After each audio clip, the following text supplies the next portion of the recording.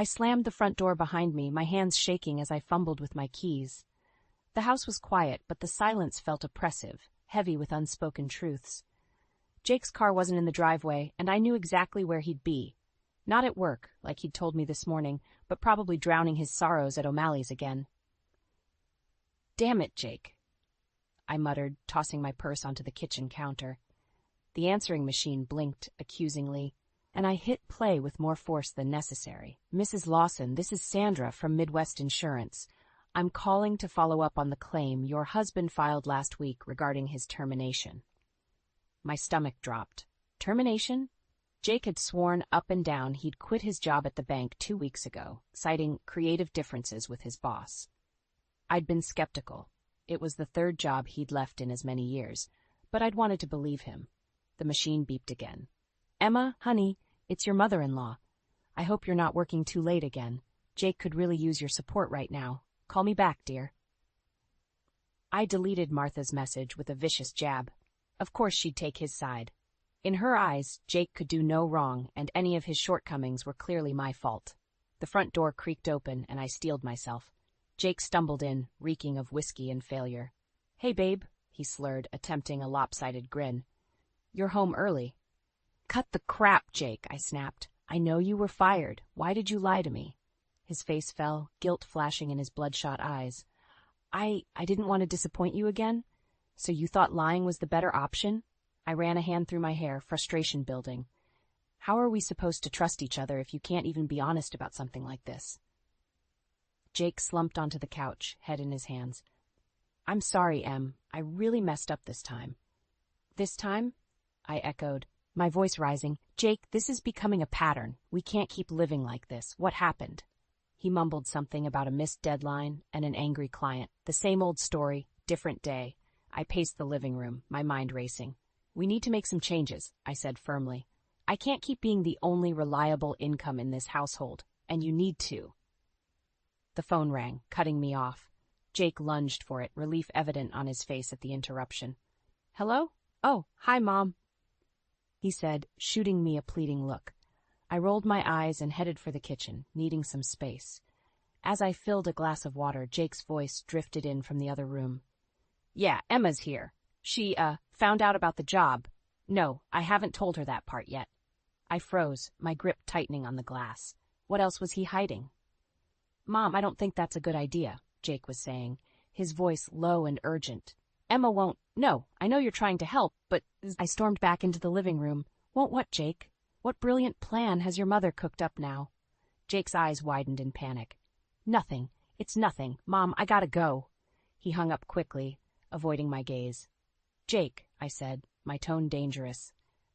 "What aren't you telling me?" He fidgeted with the phone cord, looking everywhere but at me. "It's just, Mom thought it might be good if she came to stay with us for a while, to help out, you know?" The glass slipped from my hand, shattering on the hardwood floor. Water and shards of glass spread at my feet, a perfect metaphor for the mess our life had become. "Your mother," I said slowly, "wants to move in with us?" Jake nodded miserably. "Just temporarily, until I can get back on my feet." I stared at him, speechless. This was a nightmare.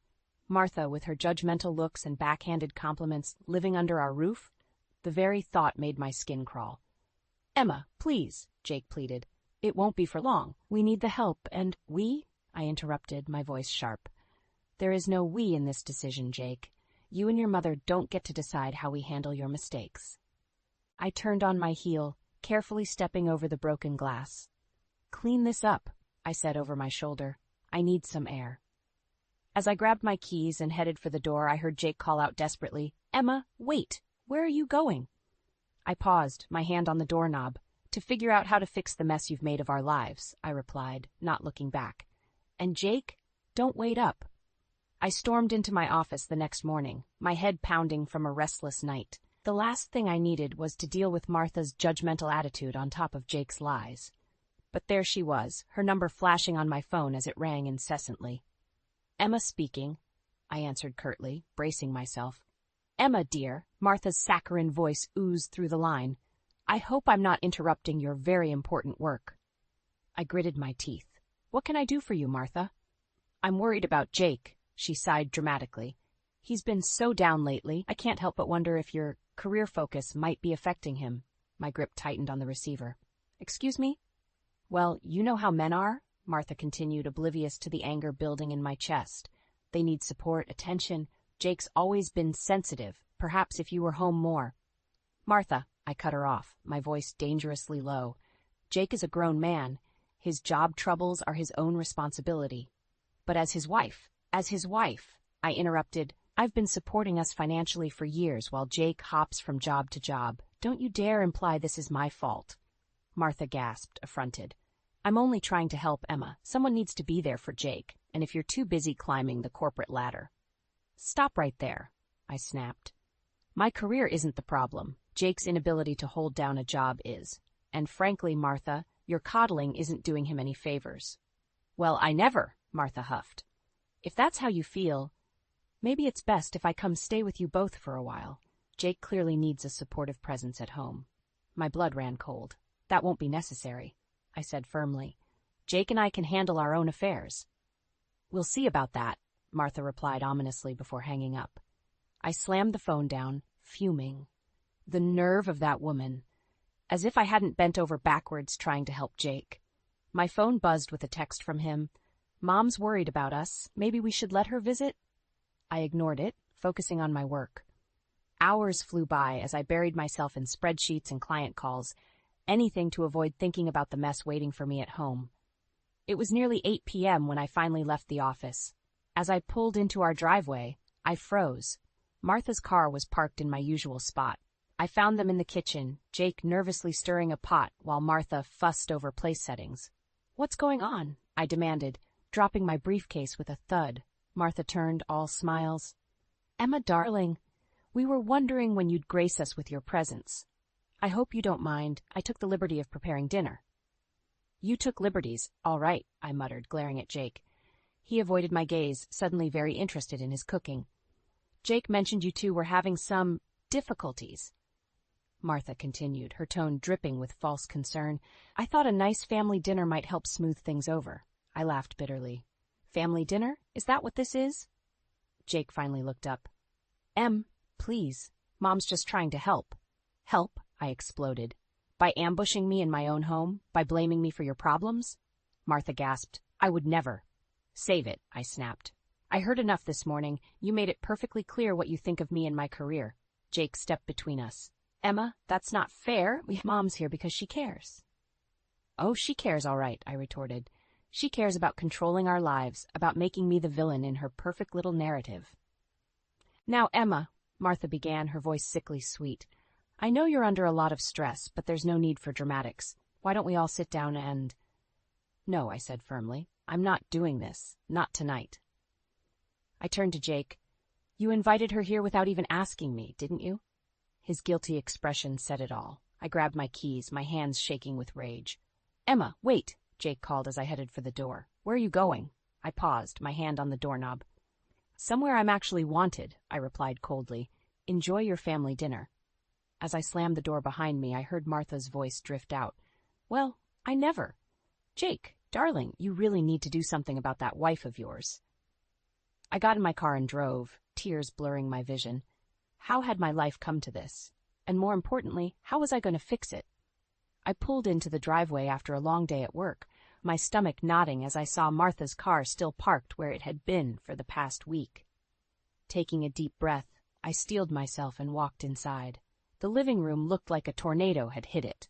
Martha's belongings were strewn everywhere, suitcases overflowing with clothes, boxes piled high with knickknacks, and framed photos of her and Jake littering every surface. What the hell is going on? I demanded, my voice echoing through the house. Jake emerged from the kitchen, looking sheepish. Emma, honey, I can explain. Jake invited me to stay for a while, Martha interrupted, sweeping into the room with a triumphant smile. Isn't it wonderful? Now I can help out around the house and give you more time to focus on your career. I felt the blood drain from my face. Stay? For how long?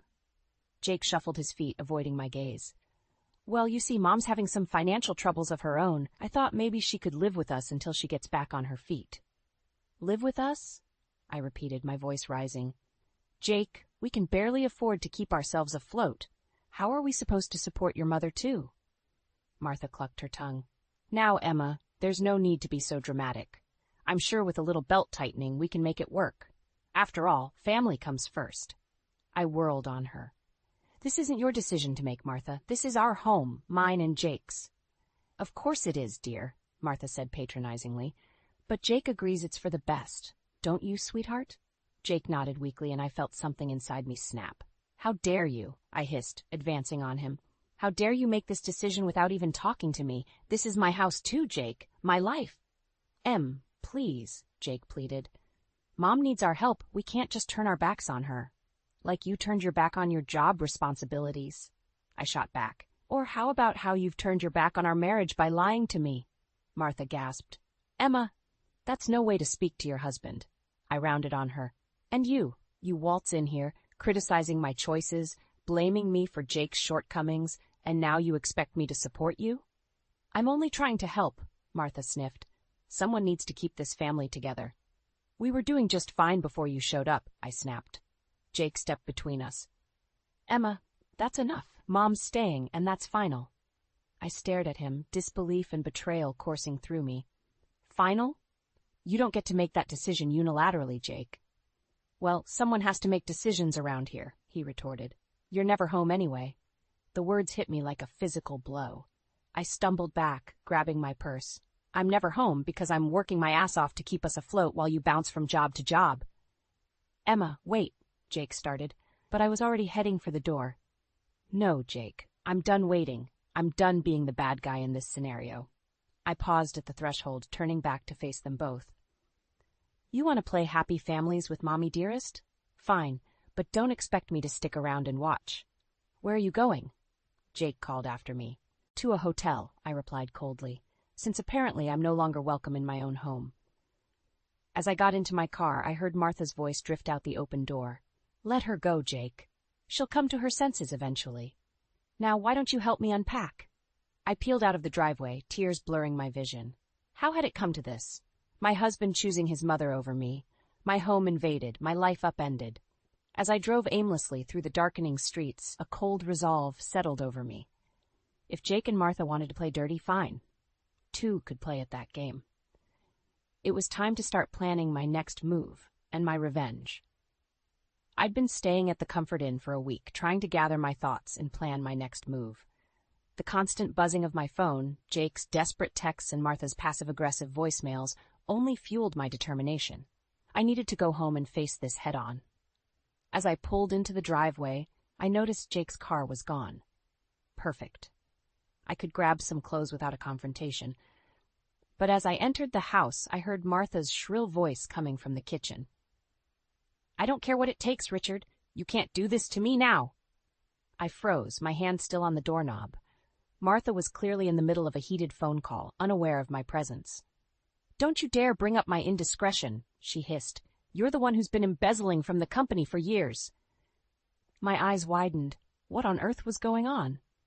Fine, file for divorce, Martha spat. But don't think I won't take you for everything you're worth. I know where all the bodies are buried, Richard. The call ended abruptly, and I heard Martha's muffled sobs. Despite my anger, a small part of me felt a twinge of sympathy, but that feeling evaporated as soon as Martha spoke again, this time leaving a voicemail. Jake, honey, it's Mom. Listen, I need you to talk to Emma about accessing some of your joint savings. It's just a small loan to tide me over. I'm sure she'll understand. After all, we're family. Red-hot fury coursed through me. How dare she? I stormed into the kitchen, making Martha jump. Emma! She gasped, hastily wiping her eyes. I didn't hear you come in. Clearly, I said coldly. Too busy trying to swindle us out of our savings, were you? Martha's face paled. You heard that? Every word, I confirmed, including your charming conversation with Richard. Infidelity and embezzlement, Martha. My. What would the neighbors say? You don't understand, Martha pleaded, her earlier bravado crumbling. Richard's trying to ruin me. I need help. I laughed bitterly. And your solution is to ruin us instead? To bleed us dry while you've been sitting pretty on stolen money for years? It wasn't like that, Martha protested. Richard handled all the finances. I didn't know. Save it, I snapped. I don't want to hear your excuses. What I want is for you to pack your bags and get out of my house. Martha's eyes narrowed. You can't throw me out. Jake invited me to stay. Watch me, I growled, advancing on her. You've manipulated and lied to us from the moment you got here. You blamed me for Jake's problems, invaded our home, and now you're trying to steal from us. I am Jake's mother, Martha shrieked. He'll never choose you over me. The front door slammed, and Jake's voice called out, Mom? Emma? What's going on?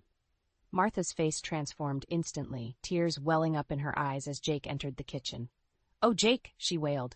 Emma's being so cruel. She wants to throw me out on the street. Jake looked between us, confusion evident on his face. Emma, what? Don't you dare fall for her act, I warned him. Your mother's been lying to us both. She's getting divorced because she cheated on Richard, just who's been embezzling money for years, and now she wants to borrow from our savings to cover her ass. Jake's jaw dropped. Mom, is this true?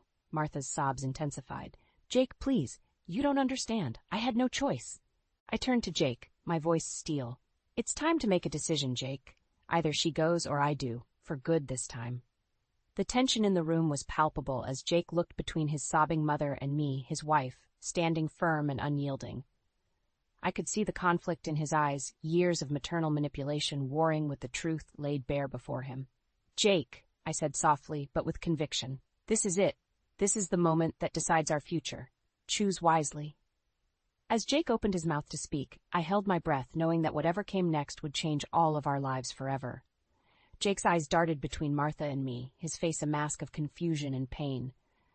I need some time to think, he stammered, backing out of the kitchen. Jake, please! Martha wailed, reaching for him. But he was already gone, the front door slamming behind him. I stood there, trembling with rage and hurt. I hope you're happy, Martha, I spat. You've torn this family apart. Martha's tear-streaked face hardened. You did that all on your own, Emma, if you'd been a proper wife. Don't you dare, I hissed, cutting her off. I'm going to pack some things. When I come back down, I expect you to be gone. I stormed upstairs, my mind reeling. As I threw clothes into a suitcase, I heard Martha's muffled voice. She was on the phone again. Quietly, I crept to the top of the stairs to listen. Richard, please, she was saying, her voice desperate. I need more time. No, don't call the lawyers yet. I have a plan. My blood ran cold. What was she up to now? Jake and Emma have savings, Martha continued.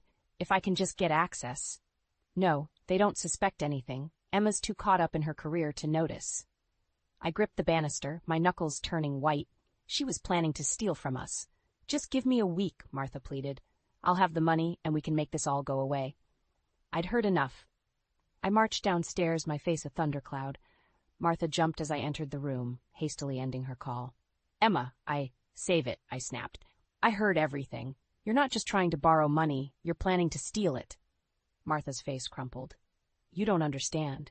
Richard will ruin me if I don't pay him off. I had no choice. There's always a choice, I said coldly. And you chose to lie, cheat, and steal. Well, guess what? It ends now. I pulled out my phone and dialed Jake's number. It went straight to voicemail. Jake, it's Emma. Your mother is planning to steal our savings to pay off Richard. Come home now. We need to talk. Martha lunged for me, trying to grab the phone. You can't do this, she shrieked.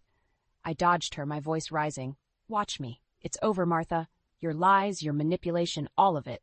Just then, the front door opened. Jake walked in, his face ashen. I heard everything, he said quietly. The voicemail came through as I was sitting in the car. Martha collapsed onto the couch, sobbing. Jake, sweetheart, please, you don't understand. I understand perfectly, Jake interrupted, his voice hard. You've been lying to us, Mom. Using us. And now you are going to steal from us? I felt a surge of hope. Was Jake finally seeing the truth? But then he turned to me, his eyes cold. And you, Emma, you've been so wrapped up in your job, you didn't even notice what was happening in our own home. My jaw dropped. Are you serious right now? I've been supporting us while you can't hold down a job. I've been putting up with your mother's constant criticism and manipulation. Jake shook his head. Maybe if you'd been around more, none of this would have happened. I stared at him, disbelief and fury warring inside me. In that moment, I saw my future laid out before me.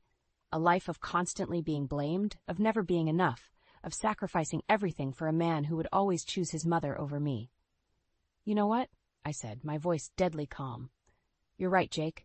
I haven't been around enough, so let me fix that right now. I grabbed my suitcase and headed for the door. Jake called after me. Emma, wait! Where are you going? I paused at the threshold, looking back at the two people who had betrayed me so deeply. I'm leaving, I said firmly. For good this time. You two deserve each other. As I walked out, I heard Martha's triumphant whisper to Jake, It's for the best, darling. Now, about that savings account. I got into my car, my hands shaking as I gripped the steering wheel. This wasn't just about leaving anymore. It was about protecting myself and everything I'd worked for. It was time to call a lawyer and start divorce proceedings. Jake and Martha wanted to play dirty? Fine. I'd show them just how ruthless I could be. I sat in my lawyer's office, reviewing the divorce papers for what felt like the 100th time. 2 weeks had passed since I'd walked out on Jake and Martha, and I was determined to protect myself and my assets. Everything looks in order, Emma, my lawyer Sarah said. We've frozen the joint accounts, and Jake won't be able to touch your personal savings. Are you ready to file? I took a deep breath, my hand hovering over the papers. This was it, the point of no return. Just as I was about to sign, my phone buzzed. Martha's number flashed on the screen. Ignore it, Sarah advised, but something made me hesitate. I should at least hear what she has to say, I muttered, answering the call. Emma? Martha's voice was uncharacteristically small. Please don't hang up. I need to talk to you. I have nothing to say to you, Martha, I replied coldly. Please, she begged. I've made a terrible mistake. I need your help. Against my better judgment, I found myself listening as Martha poured out a story of deceit and desperation. Her voice cracked as she admitted to her affair, to the lies she'd told Jake about me, to her plan to use our money to cover up her husband's embezzlement. I never meant for it to go this far, she sobbed. I thought if I could just buy some time, fix things with Richard, but it's all fallen apart. He's filing for divorce, threatening to expose everything. I have nowhere else to turn. I felt a mix of emotions, anger, pity, vindication. Why are you telling me this now, Martha? Because I realize now how wrong I was, she whispered. About everything, about you. I need your help, Emma. Not just for me, but for Jake, too. My heart clenched at the mention of Jake's name. What about Jake? Martha's voice trembled. He's a mess, Emma. He finally sees the truth, but he doesn't know how to fix things. He misses you terribly. I closed my eyes, fighting back tears. It's too late for that, Martha. I'm at my lawyer's office right now, about to file for divorce. No, Martha cried. Please, Emma, give us a chance to make this right. I'll tell Jake everything, I swear. Just come home. Let's talk face to face. I looked at the divorce papers in front of me, then at Sarah, who was watching me with concern. I need to think about this, I said finally. Of course, Martha replied, hope creeping into her voice. Take all the time you need. We'll be here. I ended the call, my mind reeling. Sarah leaned forward, her brow furrowed. Emma, whatever she said, remember why you're here. Don't let her manipulate you again. I nodded absently, but my resolve was wavering. What if Martha was telling the truth? What if this was my chance to finally get the whole story, to confront both her and Jake with all the facts? I need to go, I said abruptly, standing up. I'm sorry, Sarah. I need to see this through. Sarah sighed, but nodded understanding. Be careful, Emma, and call me if you need anything. As I drove home, was it still home? My emotions warred within me. Part of me was screaming that this was a trap, that Martha and Jake would never change. But another part, a part I thought I'd silenced, whispered of hope and second chances. I pulled into the driveway, my heart pounding. The house looked the same, but everything felt different. As I approached the front door, I saw Jake through the window, pacing anxiously. Our eyes met, and I saw a flash of relief cross his face. My hand trembled as I reached for the doorknob. This was it, the moment of truth. Whatever happened next would determine the course of all our lives. I took a deep breath and opened the door, stepping into the unknown. As I stepped into the house, the air felt thick with tension. Jake stood in the living room, his face a mixture of relief and apprehension. Martha sat on the couch, her hands twisting nervously in her lap. Emma, Jake breathed, taking a step towards me. I'm so glad you came. I held up a hand, stopping him in his tracks. I'm here to listen, nothing more. Martha, you said you had something to tell us both. So talk. Martha nodded, her eyes brimming with tears. I've been lying to you both about everything. For the next 20 minutes, Martha spilled her secrets. Her affair with a family friend, Richard's embezzlement from his company, their impending divorce, and her desperate plan to use our money to cover it all up. With each revelation, Jake's face grew paler, his hands clenching into fists. "How could you, Mom?" he whispered, his voice breaking. "How could you lie to us like this?" Martha sobbed, reaching for Jake, but he recoiled. "I'm so sorry, sweetheart. I never meant for it to go this far. I thought I could fix everything before you found out." I stood there, a storm of emotions raging inside me.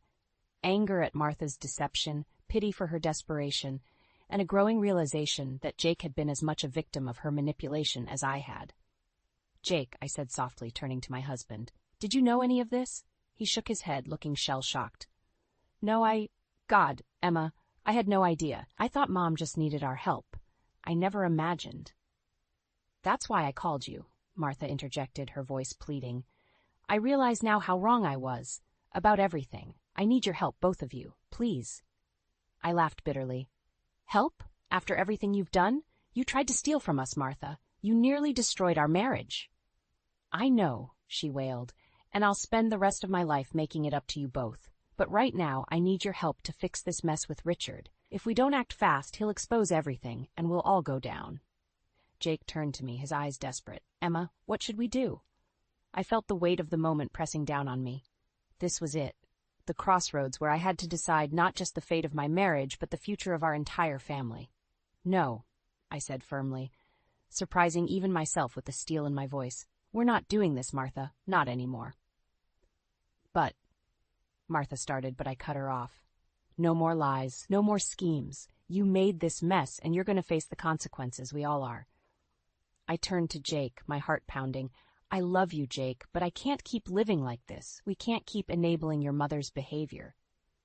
Jake nodded slowly, realization dawning in his eyes. "You're right. Mom, I'm sorry, but Emma's right. We can't help you cover this up."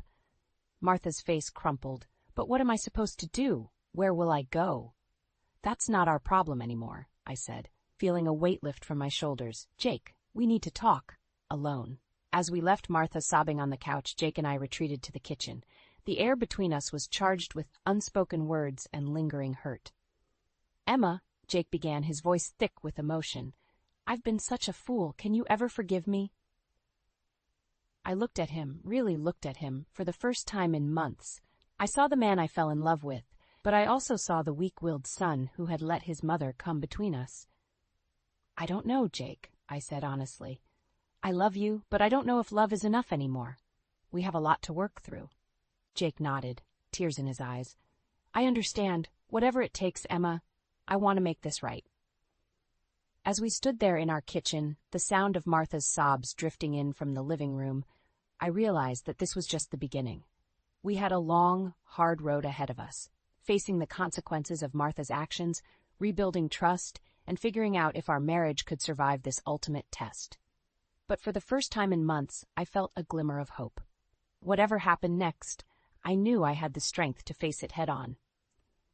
1 year later, I stood in my new apartment, surrounded by boxes and the promise of a fresh start. The divorce had been finalized 3 months ago, and I was finally ready to close this chapter of my life. My phone buzzed with a text from my boss. "Congratulations on the promotion, Emma. Can't wait to see what you'll do as our new marketing director." I smiled, a sense of pride washing over me. This was what I had been working towards all along, recognition for my skills and dedication, not judgment for my ambition. As I unpacked, I came across a photo of Jake and me from happier times.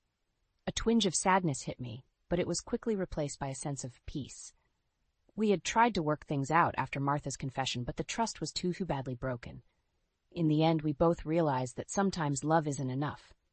The doorbell rang, startling me from my reverie. I opened it to find Martha standing there, looking older and more subdued than I remembered. "Emma," she said softly, "I hope I'm not intruding. I wanted to apologize, again, and to give you this." She handed me an envelope. Inside was a check for a substantial amount, far more than she'd ever tried to take from us. "It's everything I have," Martha explained, her voice trembling. "I sold the house, my jewelry. I want to make amends for what I did to you and Jake." I stared at the check, a whirlwind of emotions coursing through me. "Martha, Please," she interrupted. "I know it doesn't fix anything, but I hope it helps you start your new life. I see that now." As I looked at this woman who had caused me so much pain, I felt the last of my anger melting away. "Thank you, Martha, but I don't need this. I've already started my new life." I handed the check back to her. "Use it to start over yourself. Learn from this and be better." Martha's eyes filled with tears. "You're a remarkable woman, Emma. I'm sorry I didn't see it sooner." After she left, I sat on my new couch, processing what had just happened. My phone buzzed again, a text from Jake this time. "Heard about your promotion. Congratulations, Em. You always were the strong one." I smiled sadly, typing back a simple "thank you." As I hit send, I realized that this truly was the end of an era. Jake and Martha would always be a part of my past, but they no longer had the power to shape my future. I walked to the window, looking out at the city skyline. My new life stretched before me, full of possibilities. No more compromising my dreams, no more dimming my light to make others comfortable. I was free to be unapologetically myself. As the sun set, painting the sky in brilliant oranges and pinks, I felt a sense of excitement building within me. Tomorrow was a new day, the first day of the rest of my life, and I was ready to face it head-on, stronger and wiser than ever before. I thought about all the women out there facing similar struggles, torn between family obligations and personal ambitions, fighting to be heard and valued. I hoped that my story might inspire them to stand up for themselves, to demand the respect and love they deserved. In that moment, I made a promise to myself. I would use my new position not just to advance my career, but to mentor other women, to help them find their voices and chase their dreams. My journey had been difficult, but it had taught me invaluable lessons about resilience, self-worth, and the power of staying true to oneself. As night fell, I raised a glass to my reflection in the window. "Here's to new beginnings," I toasted, "to strength, to growth, and to never settling for less than you deserve." The future was bright, and for the first time in years, I felt truly, genuinely happy. Whatever challenges lay ahead, I knew I had the strength to face them. After all, I was Emma, resilient, ambitious, and finally, gloriously free. "Grace, you collapsed again? Unbelievable. Answer my calls, Grace. What kind of wife are you?" Eric's voice blares through the phone, cutting through the ambulance sirens. "I'm on my way to the hospital. I could lose the baby," I managed to say, holding back tears. The paramedics work around me, their faces focused and grim. Eric snorts on the other end.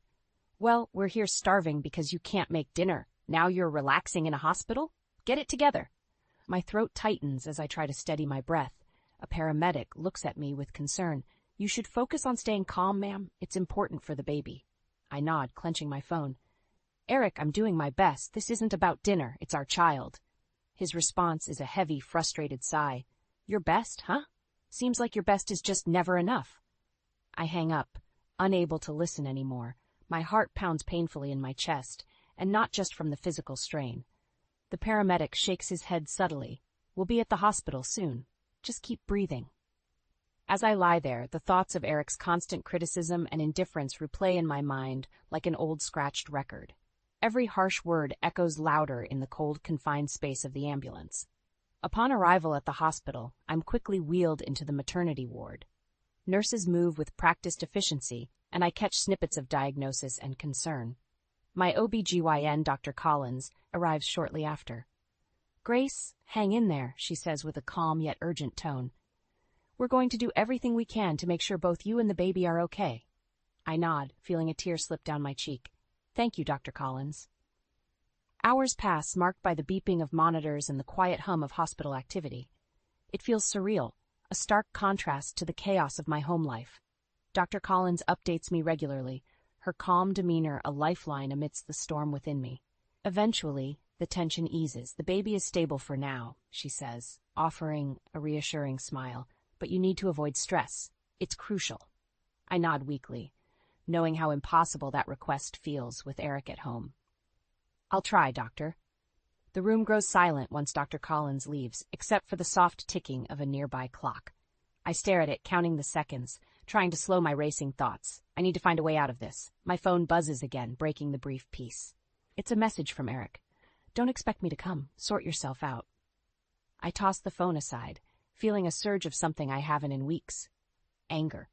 What kind of person can't even show up when their wife is in the hospital, risking everything for their unborn child?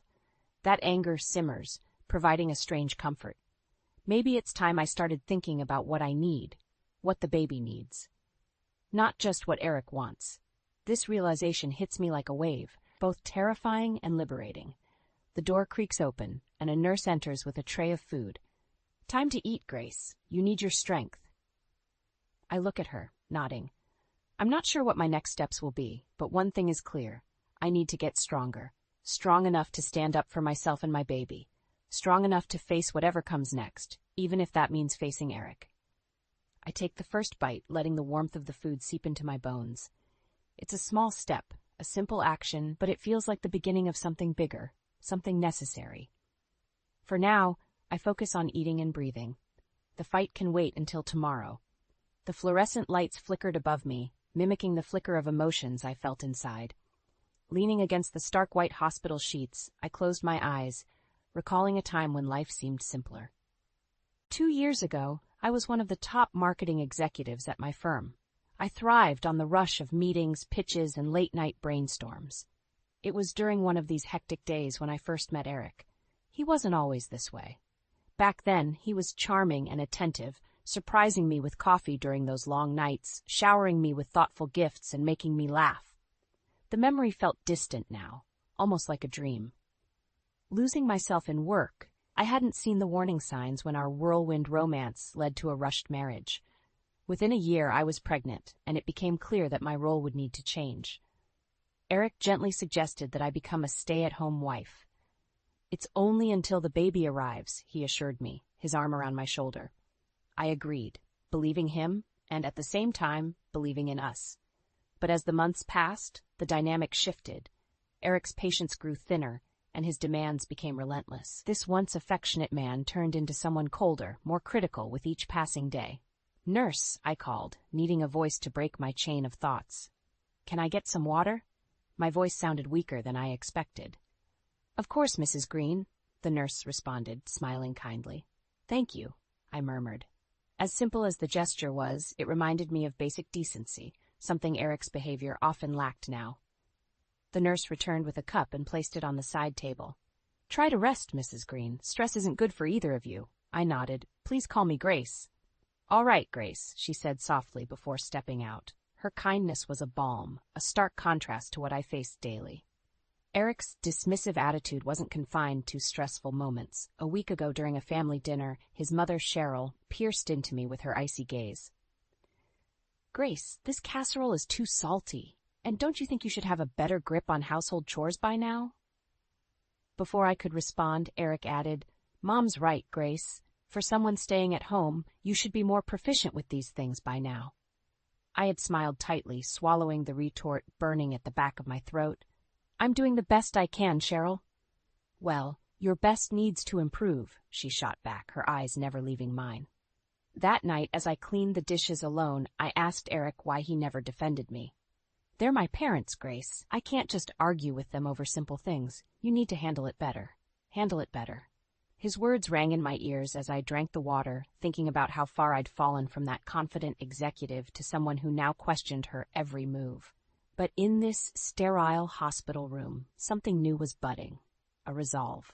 Dr. Collins's words about stress and the nurse's simple kindness reminded me of a life beyond Eric's control. There was a world where I could be strong again, not just for me but for my child. I knew what needed to be done. Becoming that strong, independent woman again wouldn't be easy, but this collapsing, bending, and breaking needed to end, for my baby and for myself. A knock on the door interrupted my thoughts. It was Dr. Collins, holding a clipboard. Grace, can we talk? She asked gently. I nodded, steeling myself. Of course, Dr. Collins. What do I need to know? It's about balancing your health and any external stress, she began, and I knew this was just the start of a conversation about taking back control. Dark times lay ahead with Eric, but with each moment in that hospital, I found my determination strengthening. It wasn't just about staying healthy. It was about reclaiming my life, one day at a time. The sunlight streamed through the windows as I sat propped up in my hospital bed, sorting through the cascading thoughts in my mind. Just as I was about to sip some water, my phone buzzed. Cheryl's name popped on the screen, making my heart pound faster. "Grace, you've been in that hospital long enough.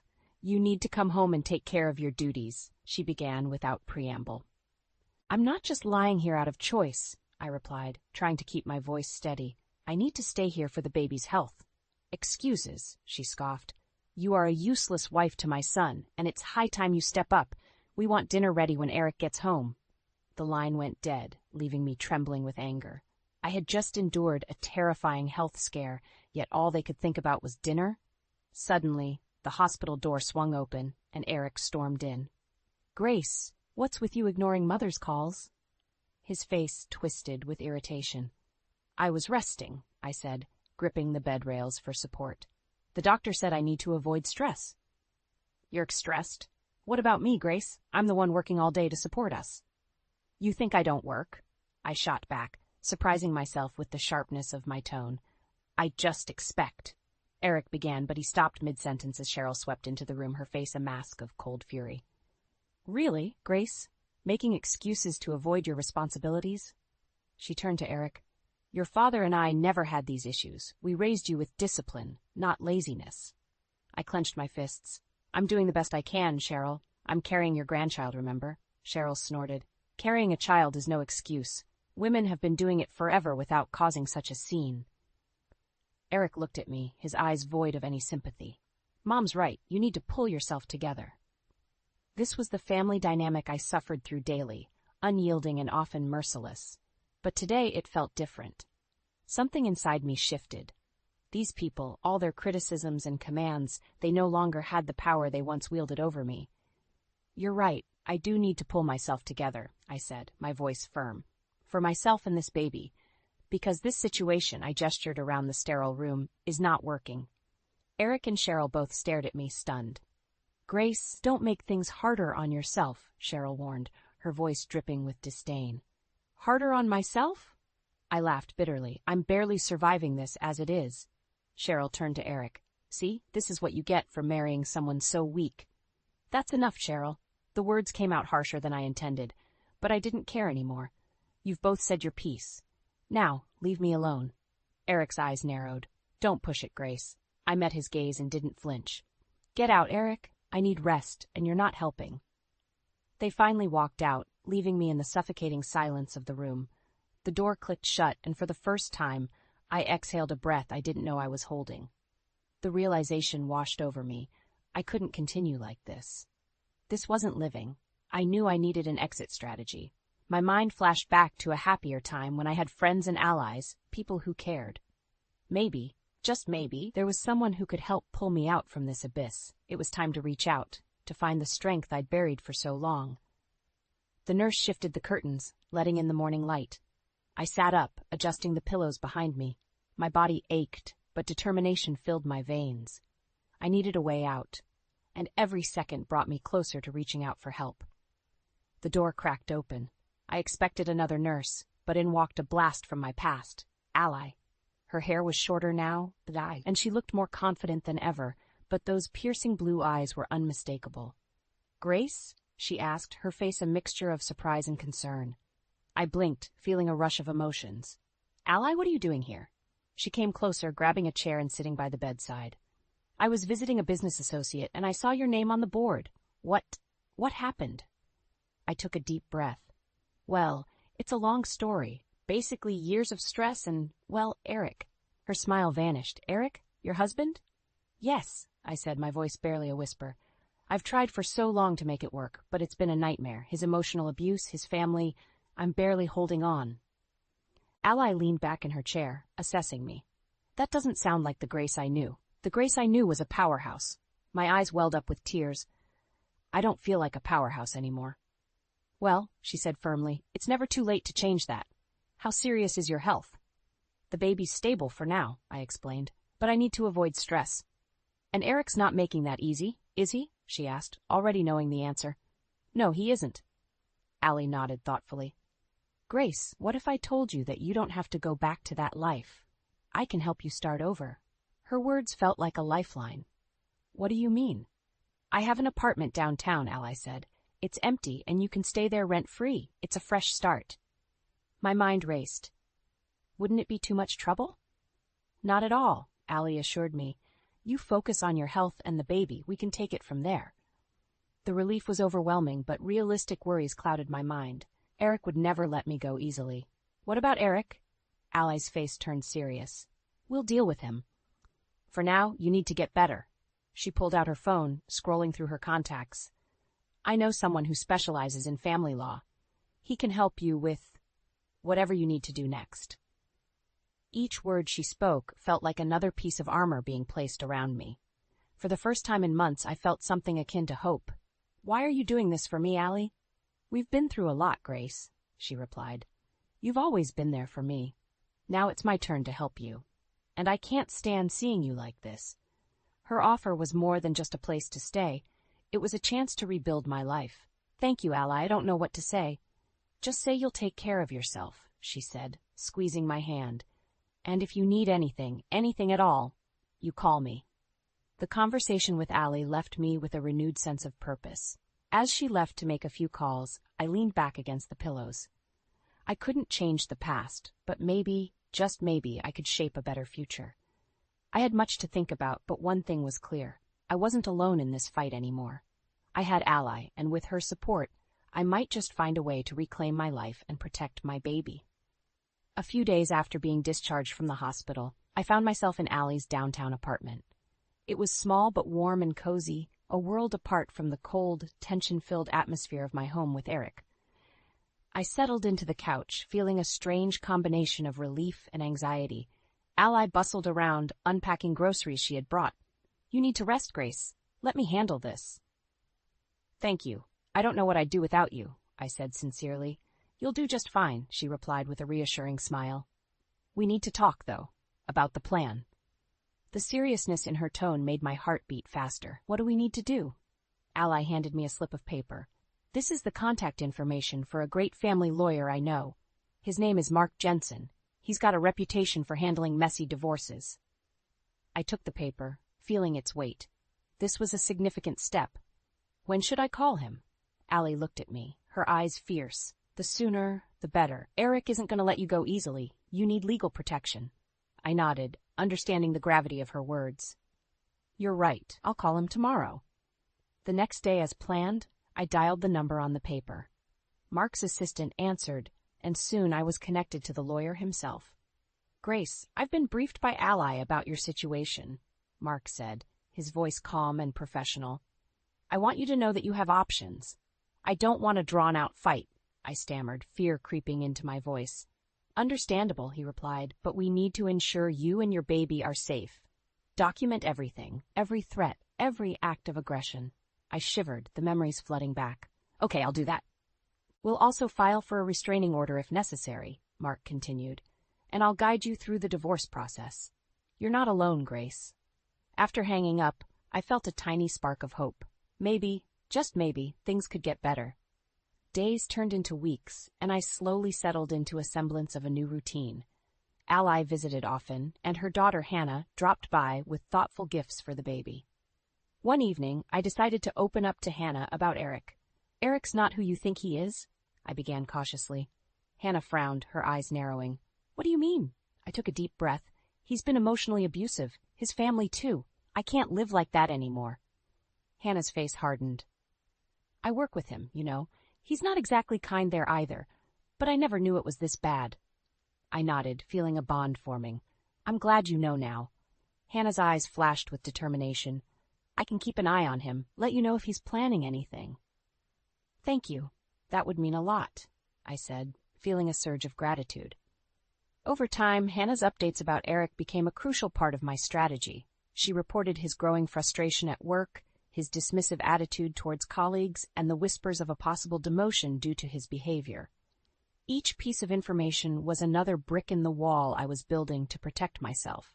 One afternoon, I received a call from Mark. Grace, I filed the initial divorce papers. Eric will be served soon. Be prepared for his reaction. My heart pounded. What should I expect? He'll likely be angry, but remember, you're doing this for your safety and your baby's future. Stay strong, Mark counseled. Ally arrived shortly after, sitting beside me on the couch. Whatever happens next, you have support. We're in this together. I squeezed her hand, feeling the truth in her words. The battle was far from over, but I was no longer the same scared woman in the hospital. I was stronger now, surrounded by people who believed in me. As I held my growing belly, I whispered, "We're going to be okay. We have to be." In that moment, I knew I had already made the most pivotal move towards reclaiming my life. The road ahead was daunting, but I was ready to face it, step by cautious step, surrounded by newfound allies and an unyielding resolve. I was at my weekly checkup at the hospital, waiting for Dr. Collins when the door burst open. Eric stormed in, his eyes wild and angry. He hadn't made contact since the divorce papers were served. I had hoped he'd stay away, but deep down I knew better. "What the hell do you think you're doing, Grace?" he barked, marching up to the examination chair, his face inches from mine. "You think you can just walk out and take my child with you?" My heart pounded in my chest. "Eric, please, calm down. This is a hospital." "Calm down?" he shouted, his voice echoing in the small room. "You're trying to ruin my life." Before I could respond, Dr. Collins entered, eyes wide. "Excuse me, sir. You can't barge in here like this." Eric turned on her, finger pointing. "This is between me and my wife." I stood up, facing him. "No, Eric, it's about me and my baby, and you need to leave." His eyes narrowed, his face contorting with rage. "You think you can do this? You think you can just leave me and everything will be fine?" Suddenly, the door swung open again. Hannah stepped in, glaring at Eric. "Back off, Eric." "What the hell are you doing here?" Eric spat, his anger shifting to her. Hannah crossed her arms. "Protecting Grace. If you don't leave right now, I'll call the police." Eric's face turned red with fury. "You're just as deluded as she is. This was a mistake from the start." "Eric, get out," I said, my voice quivering but firm. "I've hired a lawyer. We're getting a divorce." He looked at me, stunned for a moment, then laughed bitterly. "You'll come crawling back once this fantasy of yours crumbles." Hannah stepped closer to Eric, her voice dangerously low. "Get out, now!" Eric finally seemed to grasp the seriousness of the situation. He glanced between us, his teeth clenched in anger. "You'll regret this, Grace." As he stormed out, slamming the door behind him, I sank back into the chair, shaking. Hannah sat beside me, placing a comforting hand on my arm. "You did the right thing, Grace." Dr. Collins nodded, her face a mask of concern. "Do you want me to call security? Make sure he doesn't come back?" I shook my head, trying to steady my breath. "No, it's okay. He's gone for now." Hannah looked at me, her eyes soft with sympathy. "Are you all right?" I managed a nod. "I think so. Thank you, Hannah." "We're in this together, remember?" she said, squeezing my hand. Dr. Collins finished the checkup, assuring me that the baby was fine. But the encounter with Eric left a lingering tension in the air. As Hannah and I left the hospital, she turned to me. "Now's the time to stand firm. Don't let him intimidate you." "I know," I said, my voice more confident than I felt. "I can't go back. Not now." Hannah smiled, a fierce glint in her eyes. "And you won't. We'll make sure of it." As we got into the car, a new determination settled over me. Eric's reaction didn't surprise me, but it did remind me of just how far I'd come and how much farther I still had to go. The road ahead was uncertain, but I wasn't walking it alone. With Hannah, Ally, and the support of my new allies, I felt a flicker of hope. The fight for my freedom had only just begun, but with every step, I grew stronger, more resolved.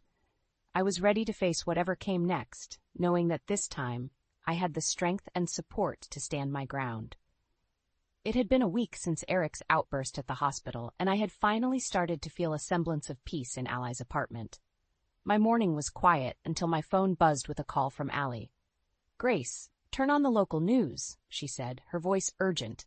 I fumbled for the remote, switching on the TV just in time to see Eric's face plastered on the screen. Local businessman Eric Green faces allegations of workplace harassment and creating a hostile environment. Reliable sources indicate a demotion is imminent, the reporter explained. My heart raced. I could hardly believe what I was hearing, but a sense of vindication washed over me. Ally's voice interrupted my thoughts. "You see that? He's getting what he deserves." "How did this happen?" I asked, still in shock. Hannah, she gathered evidence, reported it, She knew the right people to make sure it didn't get swept under the rug, Ally explained. Just as I hung up, Hannah walked through the door, a look of triumph on her face. Saw the news? I did.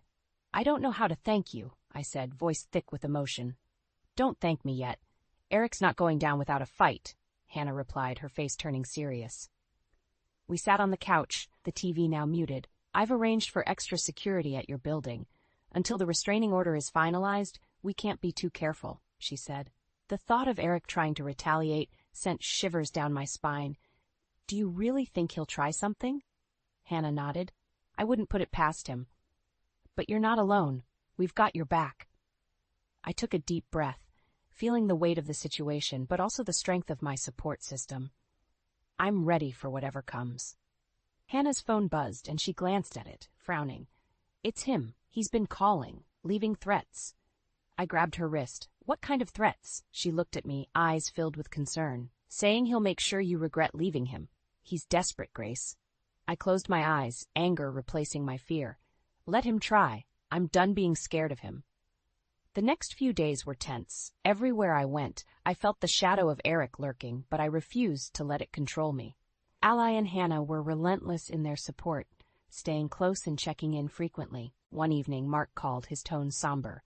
Grace, we need to talk. Eric's lawyer reached out. He's going to fight the divorce hard, especially for custody. Of course he would. What do?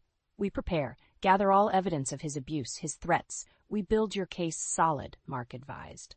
I nodded, the determination in his voice bolstering my resolve. I'll do whatever it takes. Weeks turned into a blur of preparations and cautious living.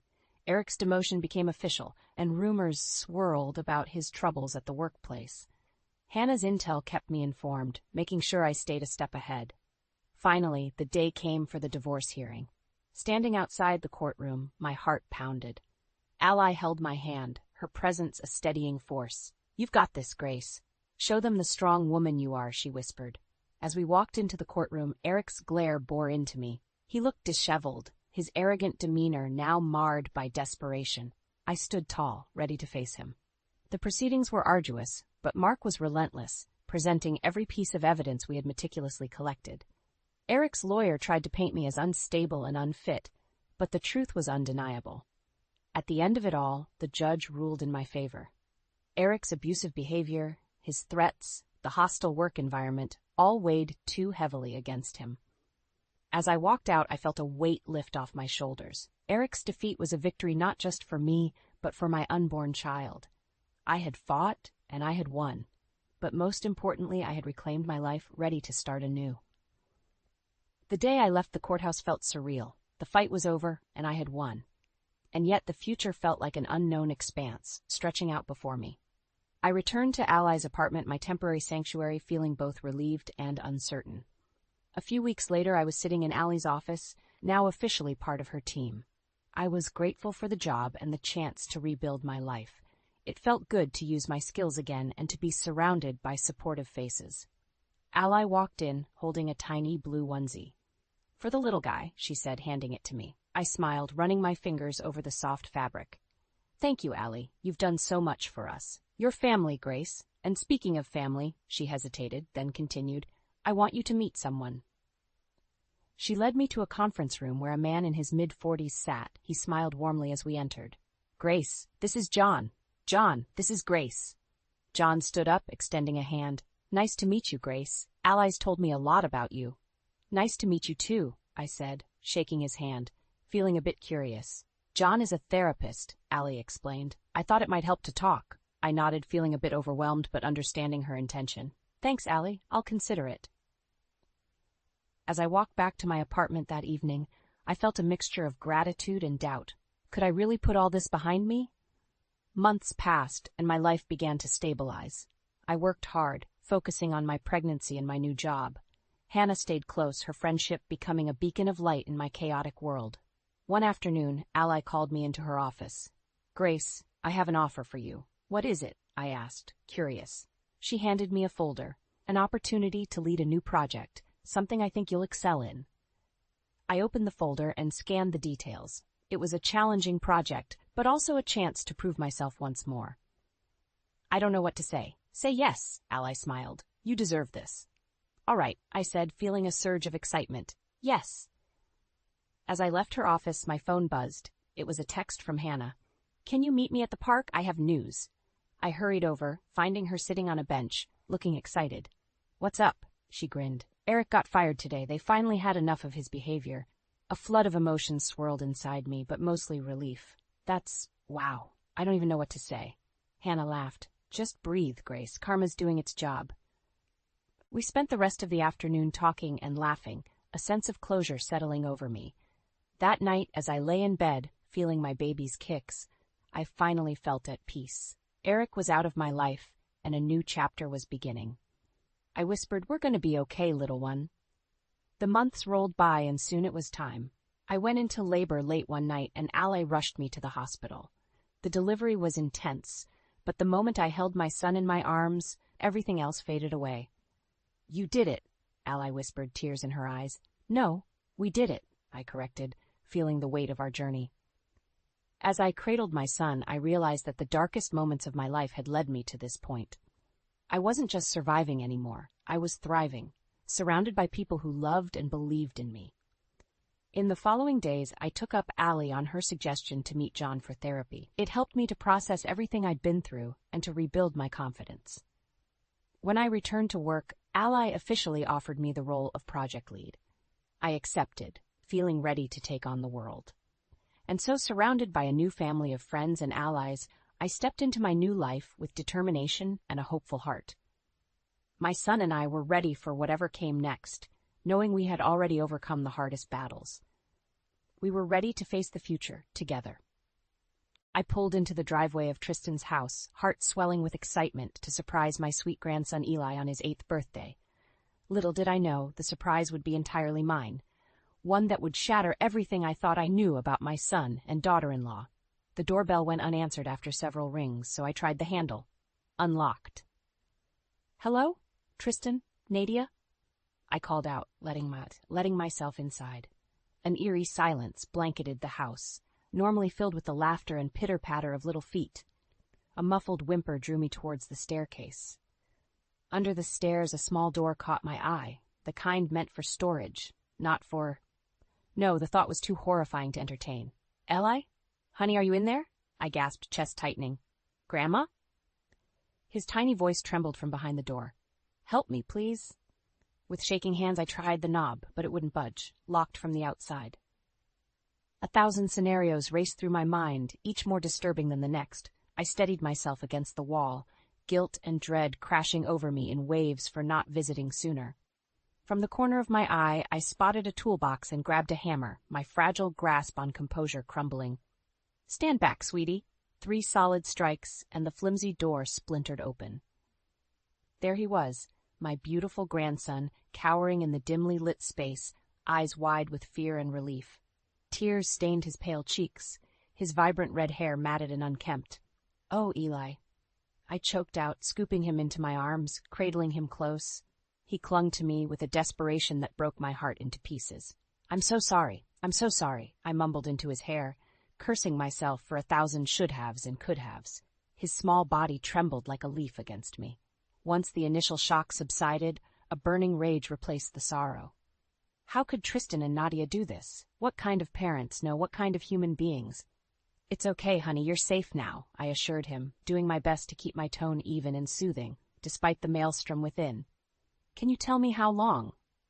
He shook his head fiercely, eyes squeezed shut as if to block out the memories. Too long. Days, I think. I'd yell and bang, but they never came. Just slid food under sometimes. White-hot fury coursed through my veins, and I silently vowed to ensure Tristan and Nadia paid for this unforgivable cruelty towards their own flesh and blood. But first, I needed to get Eli out of this house of horrors. Pack a bag. Anything you want to take with you. We're leaving. My tone brooked no argument. He nodded obediently, looking smaller and frailer than any child should. By the time I'd calmed down enough to call Tristan, the rage had crystallized into a cold, hard knot of determination in my gut. He picked up after several rings, utterly nonchalant, like he hadn't just committed one of the worst betrayals a parent could. Hi, Mom. What's up?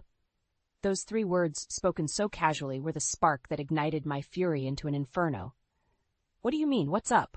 I snarled into the phone, my fury simmering just below the surface. "I'm at your house, and I just found Eli locked in a closet under the stairs." There was a brief pause, and I could practically see Tristan's nonchalant shrug through the phone. "So? That's just how we discipline him when he misbehaves. He knows the rules." My jaw dropped, revulsion churning in my gut. How could he be so callous about treating his own son like a prisoner? "You can't be serious, Tristan. He's just a little boy. Don't you dare try to tell me how to parent my own kid, Mom." His voice took on an unpleasant edge. "You're overreacting as usual. He's fine, just throwing one of his tantrums." "Overreacting? You locked your 8-year-old child in a cramped, dark space for days with barely any food or human contact. What's wrong with you?" I was practically shouting now, anger and disbelief warring within me. "We have it under control," he said with an infuriating calmness that made my blood boil. "This doesn't concern you. Stay out of it." I opened my mouth to unleash another verbal lashing, but the dial tone cut me off. He'd hung up. Chest heaving, I stared at my trembling hands as a chilling realization crept over me. This was no one-time disciplinary tactic gone too far. The way Tristan had spoken, so coldly and matter-of-fact, hinted at something much more sinister. An ingrained pattern of cruelty, of depriving an innocent child of his basic rights and needs. Shaking my head, I leaned back against the wall, fighting against the swell of nausea. How could my own son, my flesh and blood, be capable of such monstrous behavior? What kind of person had he become while I wasn't watching? Unbidden, memories flickered through my mind. Happy childhood moments, Tristan's bright smile and pealing laughter as we baked cookies or played in the yard. It felt like a lifetime ago, those echoes of the warm, loving boy I'd raised. Where had I gone wrong? What had warped and twisted him into this shell of a man? Or had the seeds of cruelty lurked beneath the surface all along, only to bloom once I looked away? A tiny sniffle made me jerk upright. Eli stood in the hallway, bag clutched to his chest, eyes rimmed with fresh tears. Of course he'd overheard every ugly word.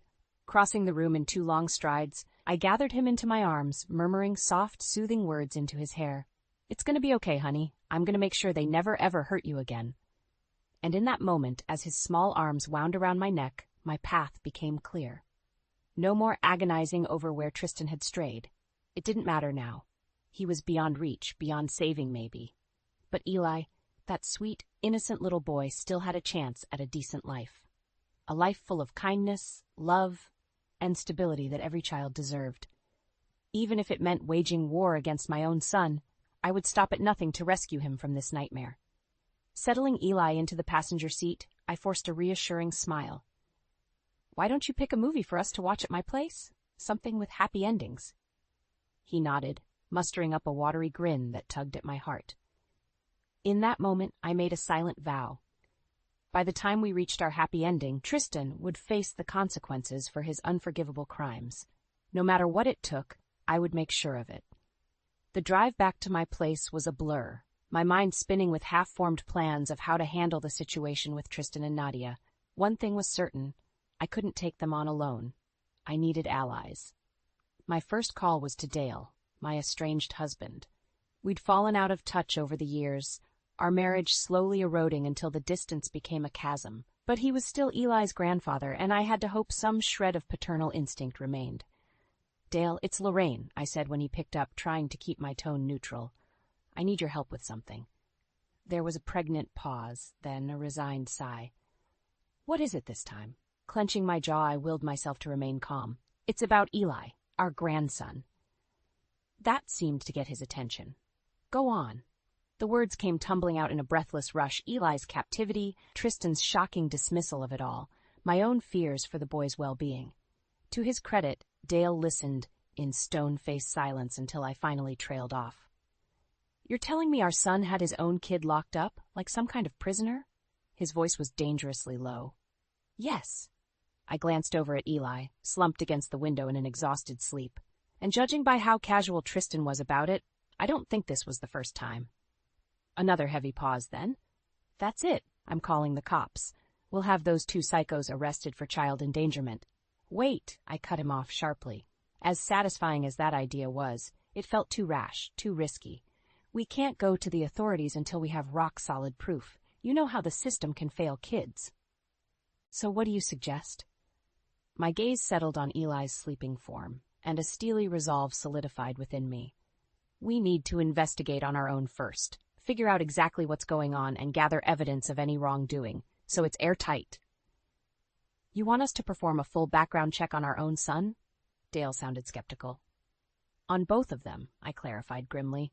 There has to be some explanation for why they're treating Eli so horrendously. We find that, we'll get to the bottom of this whole mess. A heavy silence then. Fine, but not because I care about that boy's welfare anymore. His voice dripped with disdain. Just because he's my grandson, you know, bloodline and all that. I bristled at his callousness, but bit back a scathing retort. I'd deal with Dale's indifference towards Eli later. For now, I had to play along if I wanted a hope of gaining his help. Okay then, we start digging into their lives first thing tomorrow. Finances, personal records, everything.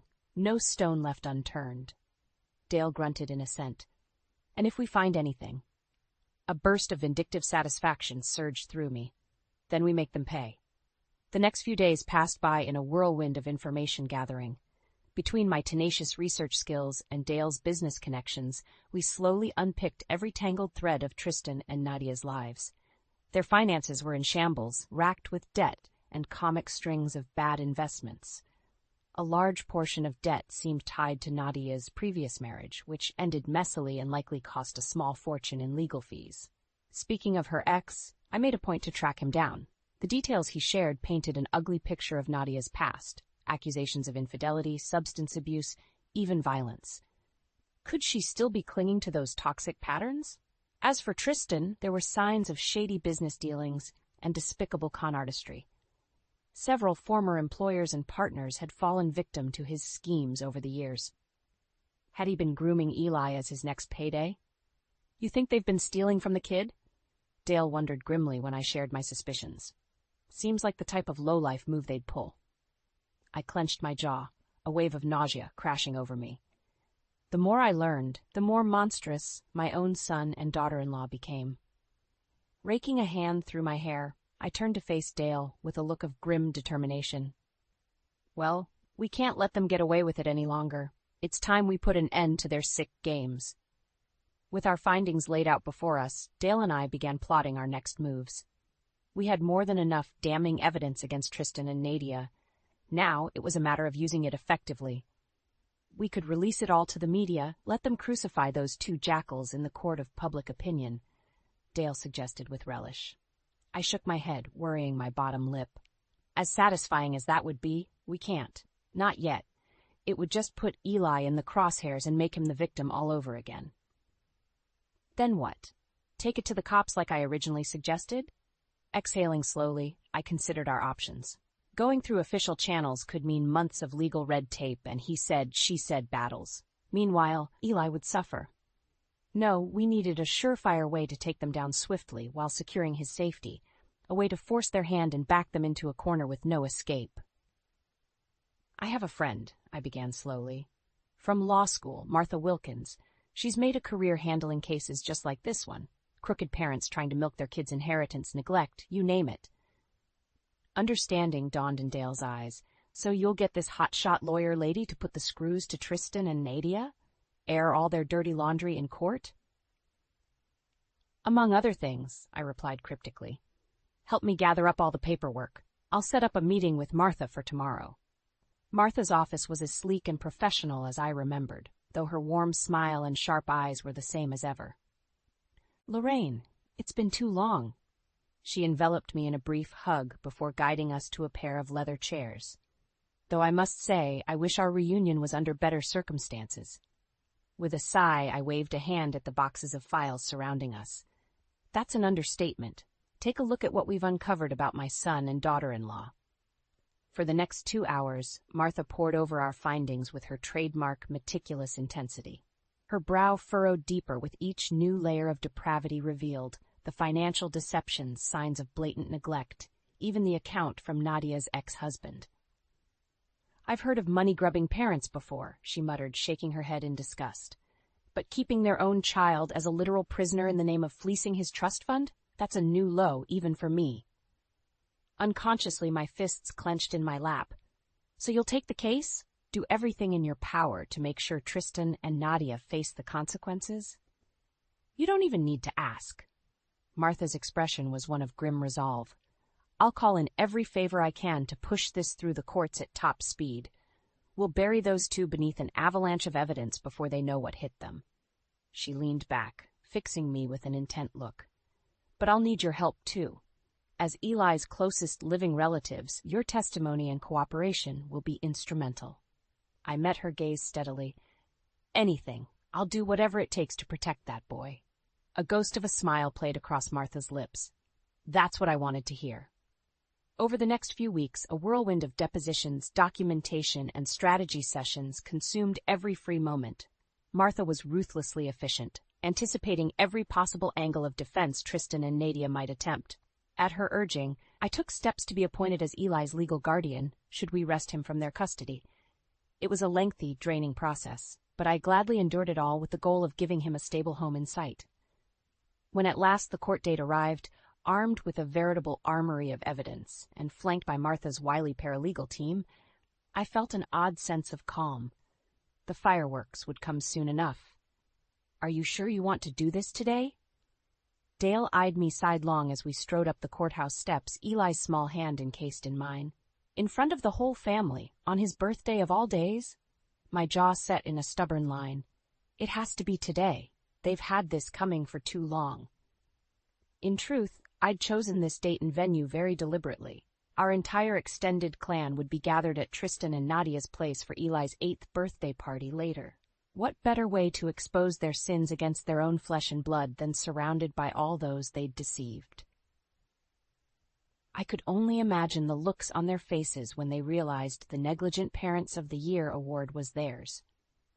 Sure enough, my son and daughter-in-law were already seated with the rest of the family when we arrived, the perfect picture of domestic bliss. A tide of expectant murmurs washed over the crowd as the group recognized Martha striding in behind us. Nadia was the first to spot us, her perfectly curated smile slipping ever so slightly. What's going on here? Tristan rose to his feet, all artificial joviality. I should be asking you three the same thing. What's with the hostility, Mom? Draping a supportive arm around Eli's shoulders, I leveled him with a look that could cut glass. Maybe you should ask your son about hostility. Confusion rippled through the assembled guests, but Nadia merely rolled her eyes in condescending amusement. For God's sake, Lorraine, not this again. Shut your mouth, Dale growled, and I started slightly at the venom in his tone. You don't get to dismiss her concerns after the sick crap you two pulled. Murmurs intensified, tinged with disbelief and unease. Martha stepped forward, cool and unruffled, as she spread a series of damning dossiers across the table.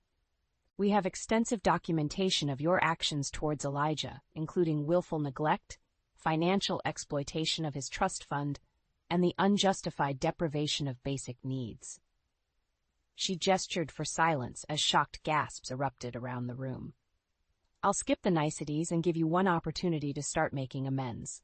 Full custody of the boy will be transferred to Mrs. Hawthorne here immediately, pending the court's final ruling. You'll also repay every cent you siphoned from his accounts. There was a beat of stunned silence as the words sank in. Twin looks of abject horror twisted Tristan and Nadia's faces before morphing into snares of rage. You've got to be freaking kidding me. Tristan slammed his hands on the table, making several guests jump. Just because Mom had some stupid delusions about our parenting? You're blowing this way out of proportion. Get off your high horses, both of you. Nadia jutted her chin haughtily, a studied mask of disdain falling into place to conceal her panic. Our finances are none of your business, nor how we raise our son. My heart clenched at the way she refused to acknowledge Eli as her own. Martha arched an unimpressed eyebrow. So I'll take that as a refusal to cooperate, then? You're damn right. Tristan looked about 2 seconds from vaulting over the table. We don't have to listen to your self-righteous garbage. On the contrary. Another folder landed on the table with a thud, and the image of a familiar dingy room, harshly illuminated, filled the screen. You'll find this garbage quite enlightening, I think.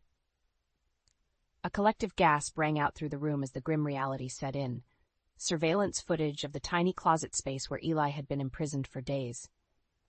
His tear-stained face and muffled cries were plain as day, surrounded by harsh shadows and stifling walls. Tristan went ashen, mouth working soundlessly as Nadia slumped against her seat, hand fluttering to her mouth.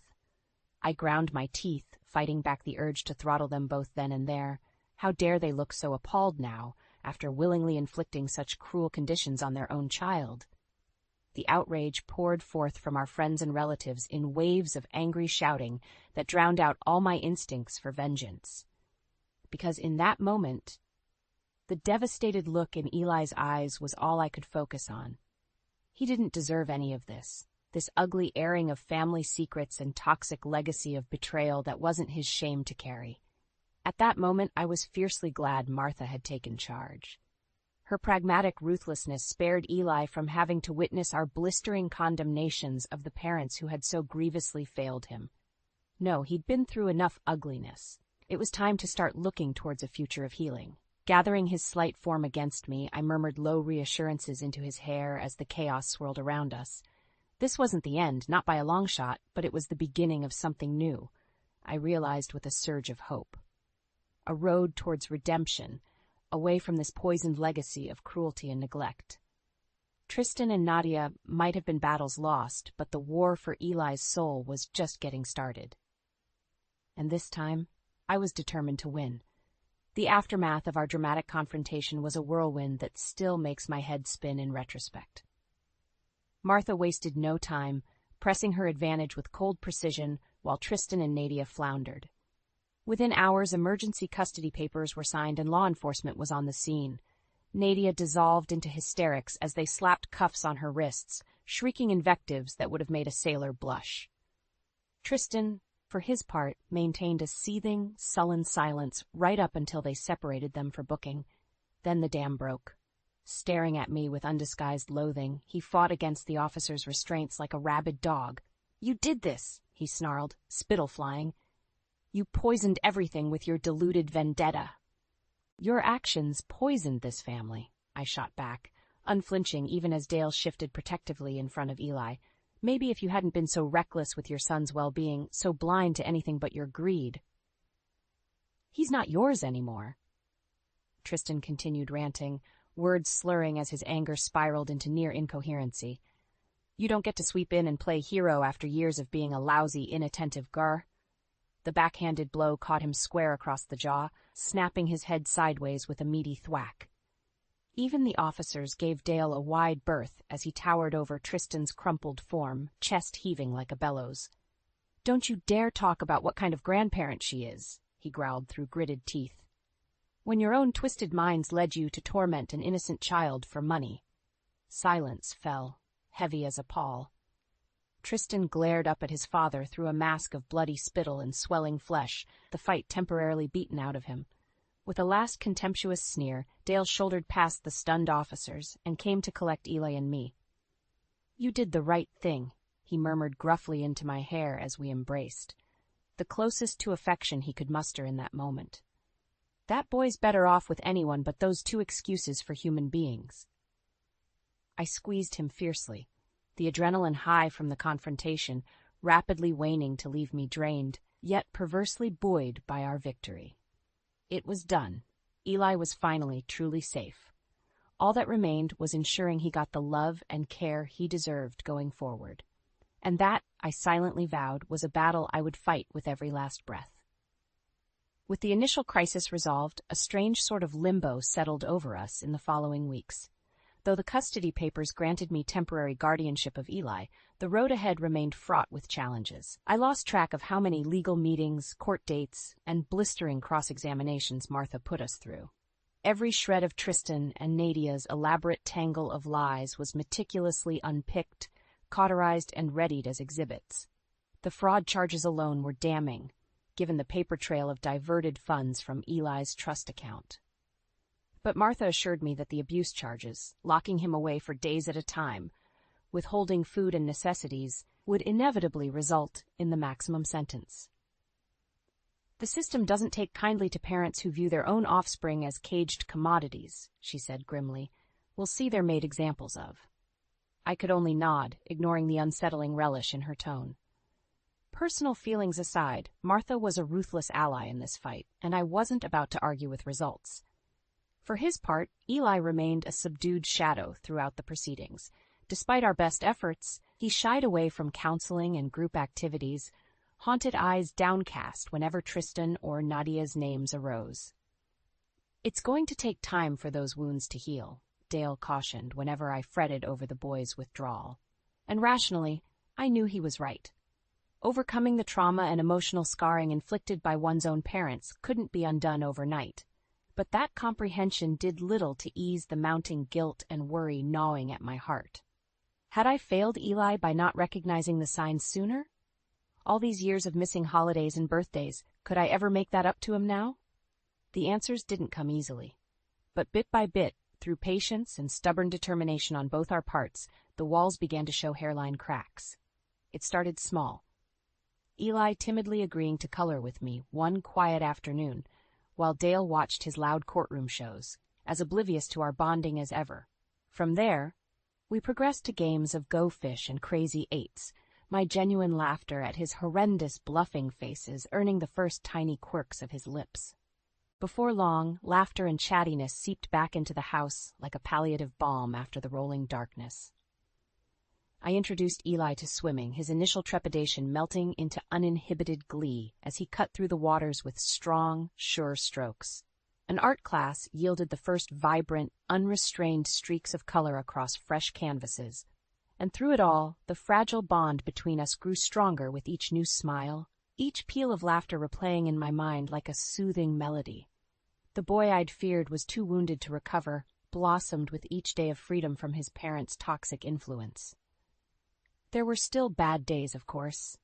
Triggers that sent Eli retreating into a pensive shell of himself for hours or even days at a time. But we weathered those storms together, side by side, and emerged stronger for it in the end.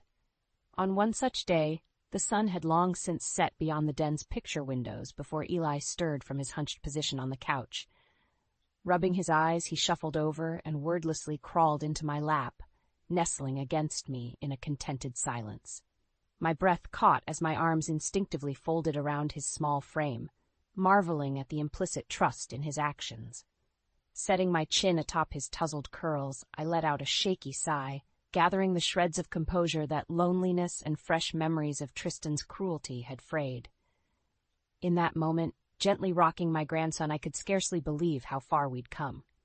Him from that haunted, hollowed-out husk I'd first beheld in the closet, and me from the guilt-racked woman tormented over failing to prevent his suffering, holding this quietly content child bruised but not broken by the ugliness he'd endured, filled me with a sense of purpose more profound than I'd ever known.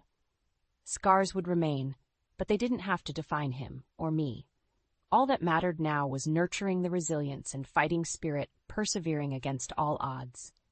And that was a battle I vowed silently into the stillness, that I would fight beside him every single day until my last breath. The night of the sentencing hearing was one I'll never forget. Tristan and Nadia were led in wearing matching orange jumpsuits, hands and feet shackled.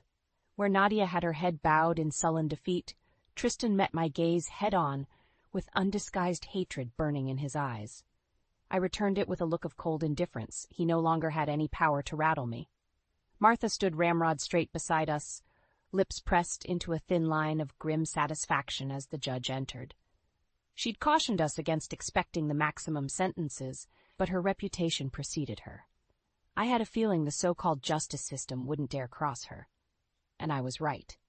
After a mercifully brief recounting of the relevant facts, the hammer came down harder than I dared hope. For the crimes of child abuse, neglect, fraud, and embezzlement against a minor child's trust fund, I sentence you both to 15 years imprisonment with no possibility of parole. Nadia swayed on her feet as if struck, complexion going deathly pale. But my eyes were locked on Tristan, drinking in the dismay and impotent fury twisting his features into an ugly rictus. Additionally, you will be compelled to make full restitution of the stolen funds to Mr. Elijah Hawthorne upon your release. Failure to comply will result in an extension of your sentences. Martha's shark-like smile was triumphant as she caught my eye amid the courtroom din, mouthing, "I told you so." She'd played her gambit flawlessly, as always. Tristan was still yelling his outrage as he was hauled away, vitriol spewing from his lips. But the hatred in his eyes when they met mine burned itself into my memory, searing and indelible. I refused to give him the satisfaction of flinching away, because in the end, he and Nadia were the ones vanquished, beaten at their own twisted game by the family whose bond they tried to shatter. It was a lesson I hoped haunted their every waking moment behind bars. Eli watched the whole proceeding in numb silence. I ached to pull him close, to shield him from the ugliness being laid so cruelly bare. But he was no longer a scared little boy. He'd borne witness to the depths of human cruelty and prevailed through courage and resilience. This was closure, plain and simple. One last look at the monsters who'd tried so viciously to break him before leaving them behind forever. The drive home passed in a blur, none of us speaking. What words could encapsulate the profound shift this day signified? It was Eli who finally broke the heavy silence as we pulled up to the house, fixing me with those serious green eyes that had seen far too much darkness for one so young. "I'm glad it's really over," he murmured. "That they got what they deserved, you know." I reached across the bench seat to squeeze his hand. "Me too, honey. It's all over now." The days and weeks that followed were a whirlwind of press, legal wrangling, and celebration from friends and family over our hard-won justice. But the moment that stood out most vividly was Eli's first art show at his new school. He'd been champing at the bit to show me his latest masterpieces, brimming with the pride and excitement of any kid his age. And finally, on opening night, I got to bask in the brilliant splashes of color and rebirth he'd committed to canvas. Each one was a searing reflection of the journey that led us here. Dark, muted tones juxtaposed against explosions of vibrant life. Harsh lines fracturing then melding back together in a mosaic of regeneration. Wordless stories of tragedy and redemption laid bare in acrylic strokes, more poignant than any writer could capture. "That one there is how I felt for a long time," Eli explained, gripping my hand as we moved from canvas to canvas. His voice was contemplative, worlds away from the hollow echoes I'll never unhear from that closet. Scared, sad, like everything was cracking apart into pieces that I couldn't fix. He paused before a canvas emblazoned with a brilliant phoenix taking flight, wings unfurling in a blaze of crimson and gold.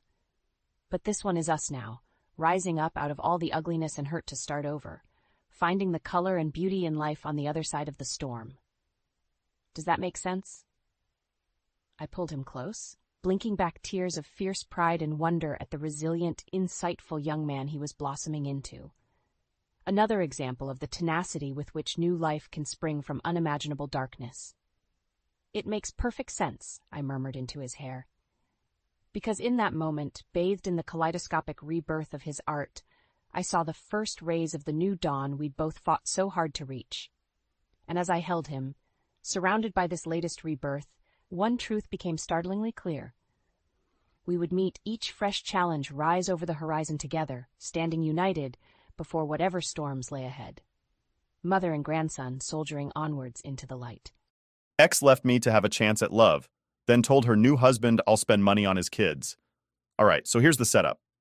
8 years ago, my ex Adebo and I broke up right after our twins were born. We hadn't even been together that long, just about 14 months when she found out she was pregnant.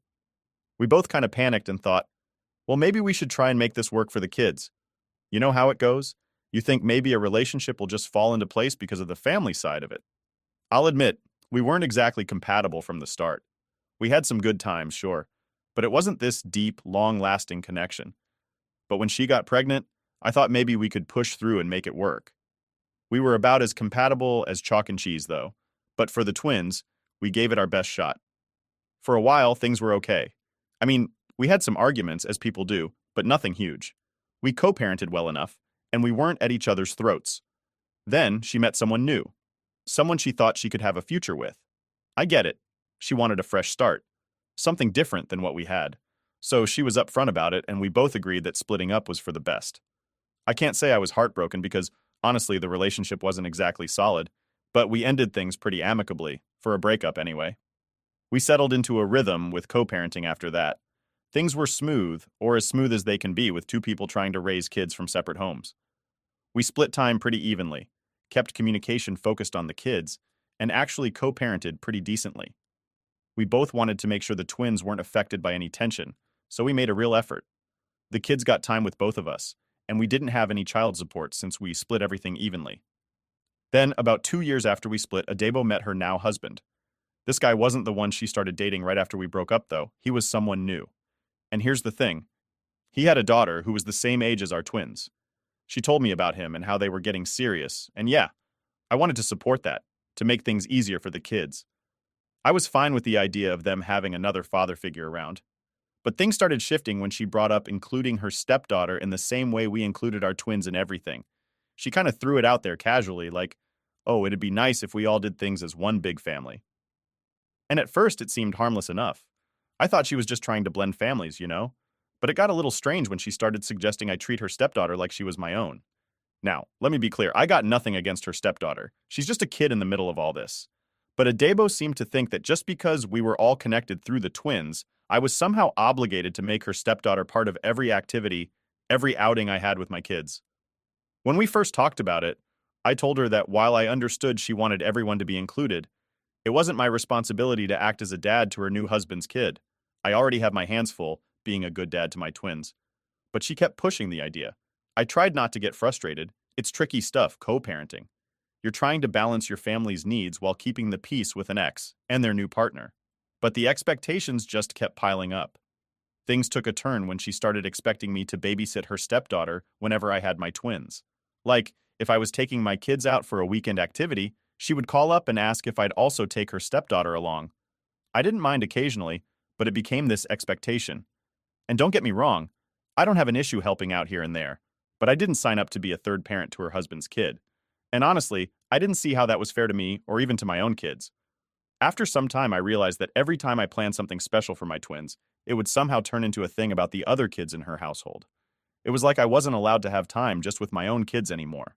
And when I bought gifts or planned a little surprise outing, I'd hear about how it wasn't fair if her stepdaughter wasn't included in the same way. She even got upset once because I didn't spend as much on a gift for her stepdaughter as I did for our twins. I had to draw the line somewhere, so I decided I'd keep my time and my resources focused on my twins. I explained this to her, and predictably, it didn't go over well. She said I was being selfish and that I wasn't supporting her whole family. She wanted this big blended family, but that wasn't something I had signed up for. I told her that while I wanted my twins to feel like they belonged, it didn't mean I had to support kids who weren't mine in the same way. She wasn't happy about it, but we kept things civil enough to continue co-parenting. Since that conversation, we've been more parallel parenting than co-parenting, if that makes sense. We stick to our own time with the kids and rarely do anything together as a big family. We don't share our plans or mix the kids from her house with mine. It keeps things simple, and for me, it lets me focus on my own kids without all these extra expectations. But still, every now and then, she'll bring it up. Like I'm supposed to feel guilty for not jumping in to help raise all the kids under her roof. Over the years, the situation with her family has only gotten more complicated. She and her husband had a baby together, and later on, they took in her husband's nephew. So now, at her place, there's my twins, their stepsister, a step-cousin, and a half-sister. Adebo tries to keep everyone as one big happy family, but I've made it clear that my role is with my kids, and that's it. So yeah, it's complicated. Every time I think we've hit a point where things are settled, there's something new. But I've stuck to my boundaries, and I don't think it's unreasonable to focus on the two kids who are actually mine. I mean, it's one thing to support her decisions as a mother, but it's another to be expected to be a parent to everyone under her roof. All right, so fast forward a bit, and here's where things really started to go off the rails. Over the years, with the added members of Adebo's household, it's been harder and harder to keep boundaries steady. You know, at first we'd kind of figured out a balance where I was doing my part as a dad without being wrapped up in her new family situation, but her expectations kept growing, and it felt like every few months there was something new she expected me to help with. Her stepdaughter, her husband's nephew, their baby together, it's like they kept adding layers and somehow I was supposed to shoulder some of that load. Then came this whole school trip thing. So the school my kids go to is a bit on the smaller side, which means they're in a mixed age class. This also means they're in the same classroom as their stepsister and step-cousin, which, fair enough, I get it. It's a little unusual, but it works for the school, and it doesn't bother me. What I didn't expect, though, was how it would turn into a whole thing with their mom and stepdad about what I was supposed to pay for. This trip is a big deal for the kids. It's not just a small field trip. It's a visit to this interactive museum that's supposed to be amazing. The school plans on having the kids learn all this cool stuff hands-on, and they've got workshops set up. It's pricey, though, no doubt about it. But my twins were super excited, and it just seemed like one of those things that would be a good memory for them. I can cover the cost, so I figured, why not? I went ahead and paid for them. So I tell Adebo about it, thinking she'd just be glad the twins were getting this experience, right? Wrong. The minute I mentioned paying for it, she got weirdly quiet, then flat out said that if the other kids couldn't go too, it wasn't fair. At first, I thought she was joking, like there's no way she actually expected me to pay for the other two as well. But nope, she was dead serious. She starts saying that it's not right for our kids to go on this luxury trip if her other kids can't go too. I tried to keep it calm. I told her I'm paying for my twins to go because they're my responsibility. I even suggested maybe she and her husband could try fundraising or saving up for the other kids if it meant that much. But then she hits me with, "You need to think about how they're all going to feel watching your kids go on this trip and being left behind."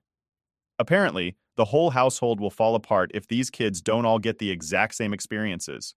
And here's where it started to get pretty heated. Her husband jumps in, saying how it's unfair to treat the kids differently. Now, I'm all for fairness, but there's a line here. His stepsister and nephew aren't my responsibility, and I'm not made of money. I asked him straight up, "Why is it my job to pay for all the kids in your house?" And he just gives me this look, like I'm the one being selfish. He even goes on this rant about how they're all supposed to be siblings and how I'm sabotaging their family. Now, look, I get it. No kid wants to be left out. But at some point, they have to understand that I'm not their dad. Adebo has decided to bring in these other kids, and she has a whole new family setup. That's her choice, and I'm not about to be guilt-tripped into paying for every single kid she takes under her roof. The thing that really set me off, though, was when they both started making it sound like I was being cruel.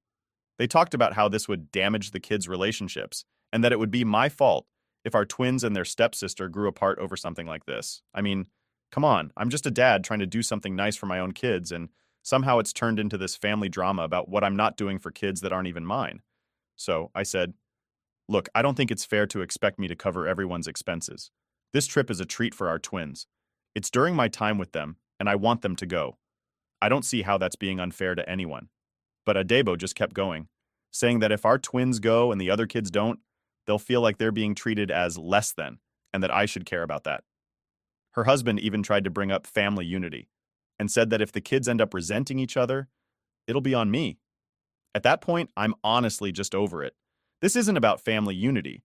It's about them trying to make their financial choices my problem. And it's not like they're struggling to get by either. They have decent jobs, and if this trip meant that much, they could find a way to make it work without relying on me. I mean, it's not my job to stretch my finances to make up for what they can't or won't do. The whole argument just kept going in circles.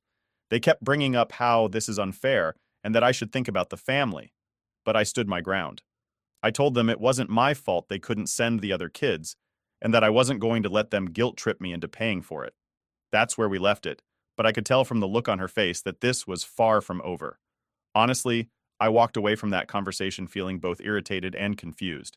It was like, no matter how much I tried to explain that I wasn't responsible for all her family's kids, they just weren't hearing it. Somehow, my focus on my own kids had become an issue, and I'm being made out to be the villain in their family story. It's honestly exhausting. I just wanted to do something nice for my twins, and now it's become this giant issue about fairness and unity. I feel like I'm walking a tightrope, where every little decision could spark another argument. All I wanted was to give my kids a fun experience, but apparently, that's too much to ask. All right, so after the whole argument over the school trip, I figured that would be the end of it, at least for now. I thought I'd made it clear I wasn't paying for all the kids, and I'd hoped Adebo and her husband would just drop it. But nope. It turned out they weren't about to let this go without another round. I didn't expect what came next, though, because honestly, this one blew me out of the water. So, a few days after the trip argument, I get a message from Adebo telling me she wants to meet up to talk. I knew this wasn't going to be a friendly coffee date, but I figured it's better to get it over with than to keep going back and forth through texts. I agreed, and we set a time to meet at this small diner that's kind of halfway between our places. She shows up, and right off the bat, I can tell this isn't going to be a quick chat. She's got that serious look on her face, the one where you know they've rehearsed what they're going to say. So she sits down, and right away she starts with, I don't think you're understanding the situation.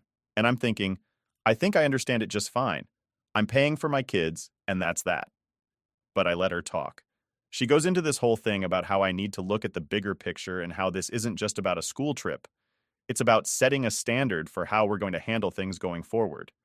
I guess she thinks that if she frames it as this big family philosophy thing, I'll feel obligated to agree. She starts saying how this trip is just one example, and in the future there will be other activities, events, maybe even family vacations, and that we should be on the same page about treating all the kids equally. I couldn't believe it. I was like, wait, is she seriously suggesting I pay for family vacations for all her kids now?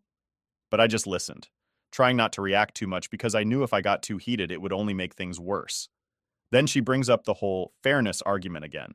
She says, if your kids get to do these things and the others don't, it's going to cause resentment. They're going to feel left out. She even goes as far as to say it could damage the kids' relationship with each other, that they'll grow up with this inequality that'll tear them apart. And I'm just sitting there thinking, they're already different kids from different families with different lives. Why is this suddenly my problem to solve?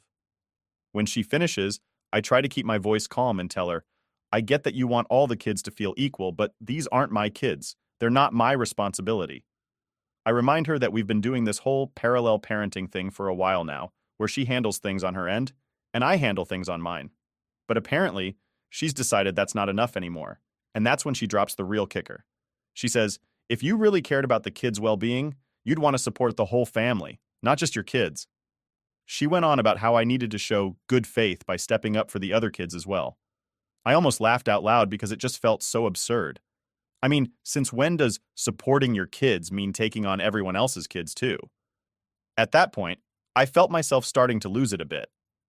I told her, look, I do care about my kids' well-being. That's why I'm willing to do these things for them. But I'm not going to let you guilt trip me into paying for kids that aren't mine. She didn't like that one bit. She gets defensive, saying that I'm being selfish and not thinking about how this will affect the kids in the long run. I fired back, how is it selfish to just take care of my own kids? You made the choice to add these other kids into your household. That's not on me. Then her husband shows up. Yeah, I don't know if she planned for him to just happen to stop by. But suddenly he's there, and he's coming over to our table. He barely even acknowledges me and just goes straight to Adebo, like he's about to save the day or something. He sits down and basically starts in on me like he's been waiting for this chance. He goes, I don't think you're being fair. We're supposed to be creating a family here, and your actions are putting up barriers. I just stared at him for a second, wondering if he really thought I was going to buy into this whole we're all family thing when it came to my wallet. So, I told him straight up, I'm here to support my twins. That's what I signed up for. You can't just expect me to pretend all these other kids are mine financially. And then he hits me with, well, if the kids start hating each other, that's on you. You're the one creating division. That set me off. I told him, you're the one pushing for me to play dad to kids that aren't mine. I'm not the one making this complicated. I just want to do right by my twins, and that's it. I didn't care if he thought I was being cold. At this point, I felt like they were both trying to gang up on me and make me feel like the bad guy just for having boundaries. Things got a little heated after that. Adebo starts saying that if the kids grow up resenting each other, it'll all be because I didn't care enough to support their family vision. I just couldn't believe what I was hearing. I told her, if that's the case, maybe you and your husband need to figure out a way to handle it. But don't put it all on me. By this point, people in the diner were definitely giving us a few looks, and honestly, I didn't care. I was so fed up with being made to feel like the villain in this story. I just wanted to do something nice for my kids, and somehow it had spiraled into this giant mess about what I owed to her household. It was like they expected me to just blindly fund whatever came up for every kid under their roof because they decided to blend their families. I finally stood up and said, look, I've said my piece. My focus is on my twins, and that's not changing. If you want everything to be equal, then maybe you need to take a look at what you guys are doing, not what I'm doing, but I'm done being the bad guy here. And with that, I walked out, feeling a mix of frustration and relief. It was clear to me that no matter what I said, they weren't going to get it. As I left, I could still feel their eyes on me, like they were just waiting for me to give in and agree to their terms. But at this point, I was done. I'd set my boundaries, and I wasn't about to let them push me into something I didn't sign up for. It's one thing to want your kids to feel like part of a family, but it's another to expect someone else to foot the bill for it. All right, so after that disaster of a conversation at the diner, I thought things might finally cool down. I figured Adebo and her husband would get the point, maybe just drop it and move on. But I should have known better. The whole thing didn't just disappear, it actually got worse. A few days later, I started getting these long-winded texts from her family members. It started with her sister, who's usually pretty chill and has stayed out of our issues in the past. But suddenly, she's texting me, talking about how it's so important for the kids to feel like they're in one big family. She's saying stuff like, if you really cared about your kids' happiness, you'd be willing to do this for them. It felt like she was implying I was doing something wrong just because I didn't want to pay for her sister's stepkids. I tried ignoring it, thinking maybe she'd just let it go, but the messages kept coming, and they weren't getting any nicer. It went from subtle suggestions to flat-out accusations. Suddenly, I'm selfish, stingy, not thinking about the bigger picture. I swear, they made it sound like I was tearing some big happy family apart just because I didn't want to fund a trip for a couple of kids who aren't mine. Her family was acting like I'd declared war on them or something, all because I set a boundary. And then it got worse. Adebo's mom decides to call me. Now, I hadn't spoken to her in a while, and I was pretty surprised to see her name pop up. I figured she'd want to talk about the twins, maybe have a calm discussion, but nope. That call was something else entirely. She launched straight into this whole speech about how things should be. She told me, if you just pay for all the kids, this wouldn't be an issue. You need to think about how much better it would be if you were more involved with all the children. I felt my patience slipping pretty quickly. I said, with all due respect, those kids are not my responsibility. I'm doing right by my own kids, and that's what I signed up for. But she kept going, saying things like, a good man steps up and takes care of the whole family, not just his own. I was floored. I tried to explain to her that while I wanted the best for my twins, it didn't mean I had to financially support every kid her daughter brought into the household. I told her, look, I'm not going to feel bad for taking care of my own kids and setting boundaries. But it's like she wasn't even listening. The whole conversation just spiraled from there. She kept repeating herself, talking about how it's my duty as a father, and that the kids are the ones who will suffer. And yeah, she tried to play the guilt card hard. By the end of the call, I was done. I told her we clearly weren't going to agree on this, and I politely ended the conversation. But the pressure didn't stop. Over the next week or so, it felt like they were rallying the whole family against me. Adebo's brother even left a comment on one of my social media posts about being a dad that was just dripping with passive aggression. He wrote, real dads support their families, no matter what. It was obvious he wasn't talking about just my kids. I didn't even respond. I just deleted the comment and moved on. But I won't lie, it annoyed me. I mean, here I am, doing my best for my twins, and somehow that makes me a bad guy in their eyes? One day, I dropped the kids off at Adebo's, and as I was heading back to my car, her husband catches up to me. He doesn't say hi, doesn't do the polite small talk thing. He just jumps right in with, you're hurting the kids with this. I was honestly taken aback.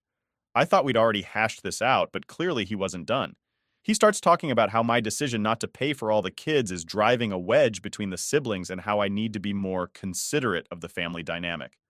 I told him, look, I'm not hurting anyone. I'm taking care of my kids. They're not the ones struggling here. But he wouldn't drop it.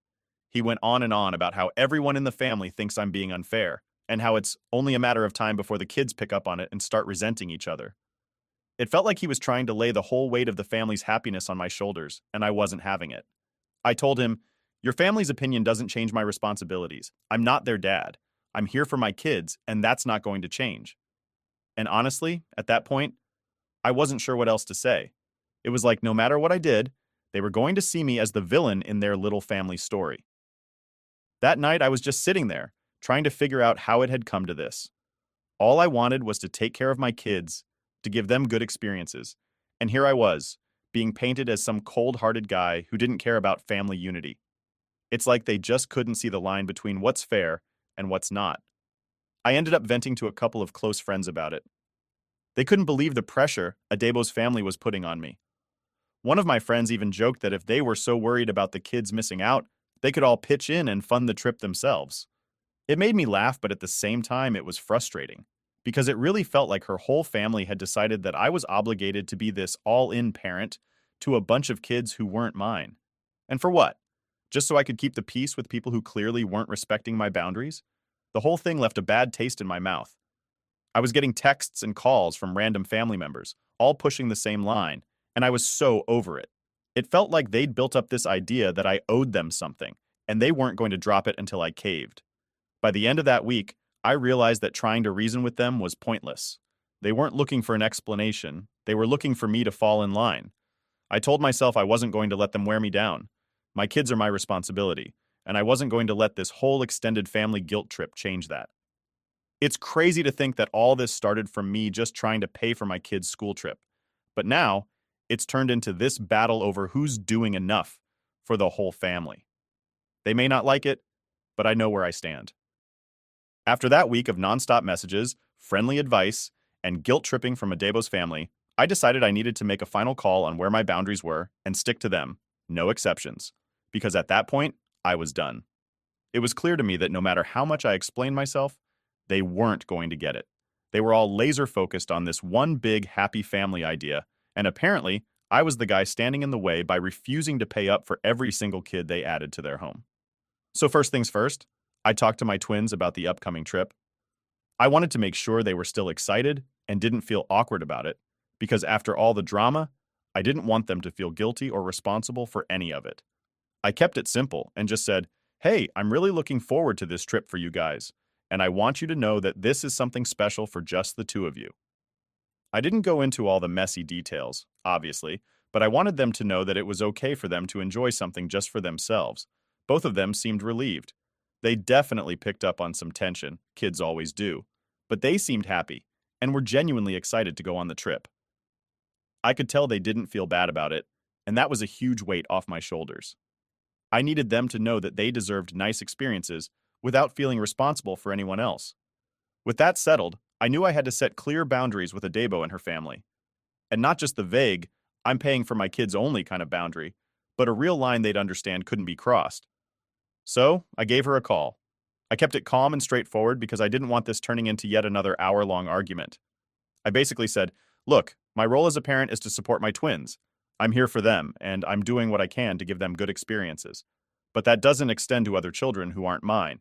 I respect your choices and your family, but my financial responsibility ends with my twins." Of course, Adebo wasn't thrilled. She immediately started in on how the other kids would feel and how it's not fair for siblings to have different experiences. I let her talk, but when she started going down that guilt-tripping path again, I stopped her. I told her, "I understand how you feel, but this is my final decision. I'm not going to be paying for any extra expenses outside of our twins." I told her if she wanted to work something out for her household, that was up to her, but she needed to stop putting that pressure on me. There was silence for a few moments, and I could tell she was fuming, but I wasn't about to budge. I could almost feel her gearing up to try one last pitch, but she must have realized it wasn't going anywhere. She ended up saying something like, "Fine, I guess you've made your choice," in a tone that was meant to make me feel bad, but I didn't. Honestly, by that point, I felt more relief than anything else. I was done explaining myself. After that, things got quieter. No more random messages from her family members, no more passive-aggressive comments, just silence. And yeah, it was a bit awkward, but it felt good to finally have some peace. I think they finally realized I wasn't going to bend to their demands, and they just had to deal with it. In the weeks leading up to the trip, I made sure to spend some extra time with the twins, doing regular things, just to keep everything feeling normal. We'd grab a bite, go to the park, watch movies, all that usual stuff. I wanted them to feel secure and happy and not caught up in whatever issues the adults around them were having. And honestly, it was refreshing to just focus on them without any of the extra drama. Then finally the day of the trip came. I dropped them off at school that morning, and they were all smiles, ready to go. It was great seeing them so excited after everything that had happened. As they ran off to join their friends, I felt this real sense of satisfaction, like, yeah, this is what it's about. It's not about making everyone happy or bending over backward for people who don't appreciate it. It's about giving my kids the best I can and teaching them that it's okay to set boundaries. But here's the kicker, and I know I said I wouldn't use that word, but bear with me.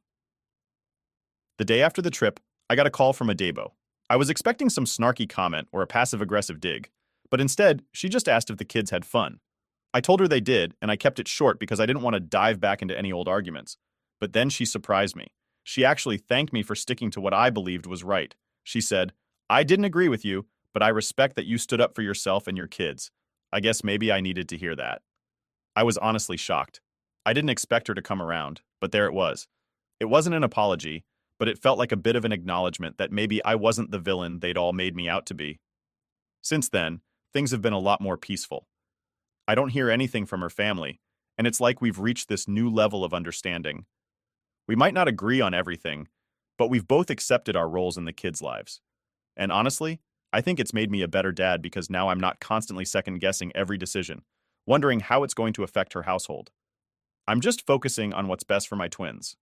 In the end, this whole situation taught me something important. Sometimes, setting boundaries isn't just about saying no to other people. It's about saying yes to your own peace of mind. I've learned that it's okay to prioritize my own family and not feel guilty about it. And if others don't get it, that's on them, not me. So yeah, things are in a good place now. The twins are happy, I'm happy, and it feels like we're finally moving forward without all the extra baggage. I've made it clear where I stand, and I think everyone, even Adebo and her husband, have come to respect that. It's not perfect, and I'm sure there'll be bumps down the road, but at least now I know I can stand my ground and make decisions that are best for my family without getting lost in everyone else's expectations. Update. A few weeks after things had finally settled down, I thought maybe I had heard the last of the demands. But then Adebo hits me up with something new. She starts talking about the twins' living situation at her place, and how they don't have the same comforts they have with me. At first, I'm thinking she's just venting until she starts hinting that I should do something about it. Turns out, she wants me to buy a house. Not for me, but for them. She's saying that it's not fair for the kids to go back and forth between two totally different standards of living, and that it could hurt their self-esteem if they feel like they're lacking at her place. I'm sitting there, trying to process if she's serious, but she's dead serious. She actually expects me to buy a second house for the kids to stay in when they're with her so she can live in it too, all on my dime. I try to keep calm, but I just have to ask, how does that make any sense? You already have a home. She goes off about how their house is too small for a family her size, and how it's affecting the kids' mental well-being. She's talking about equal standards, like I'm supposed to make up for every choice she's made since we split up. When I tell her that's not going to happen, she pulls out every guilt trip in the book. She says, "Don't you want the kids to feel just as comfortable at my place as they do with you?" And how it's unfair that I'm not willing to provide for their full living experience. She's acting like I'm some cold-hearted jerk because I don't want to buy her family a new house. At this point, I'm done. I tell her, "Look, the twins have everything they need at your place. If you think they need a bigger house, that's something you and your husband can handle. I'm not responsible for upgrading your home." She's quiet for a second. Then she snaps back, saying, "Well, if the kids end up feeling like they have a real home, only with you, that'll be on you." I just shake my head, and that's the end of the conversation. I'm not sure how she thought this was a reasonable request. I want the best for my kids, but that doesn't mean I'm buying her a whole new lifestyle. I guess there's no limit to what she'll ask for, but at least I'm clear now. I'm drawing the line, and I'm not budging.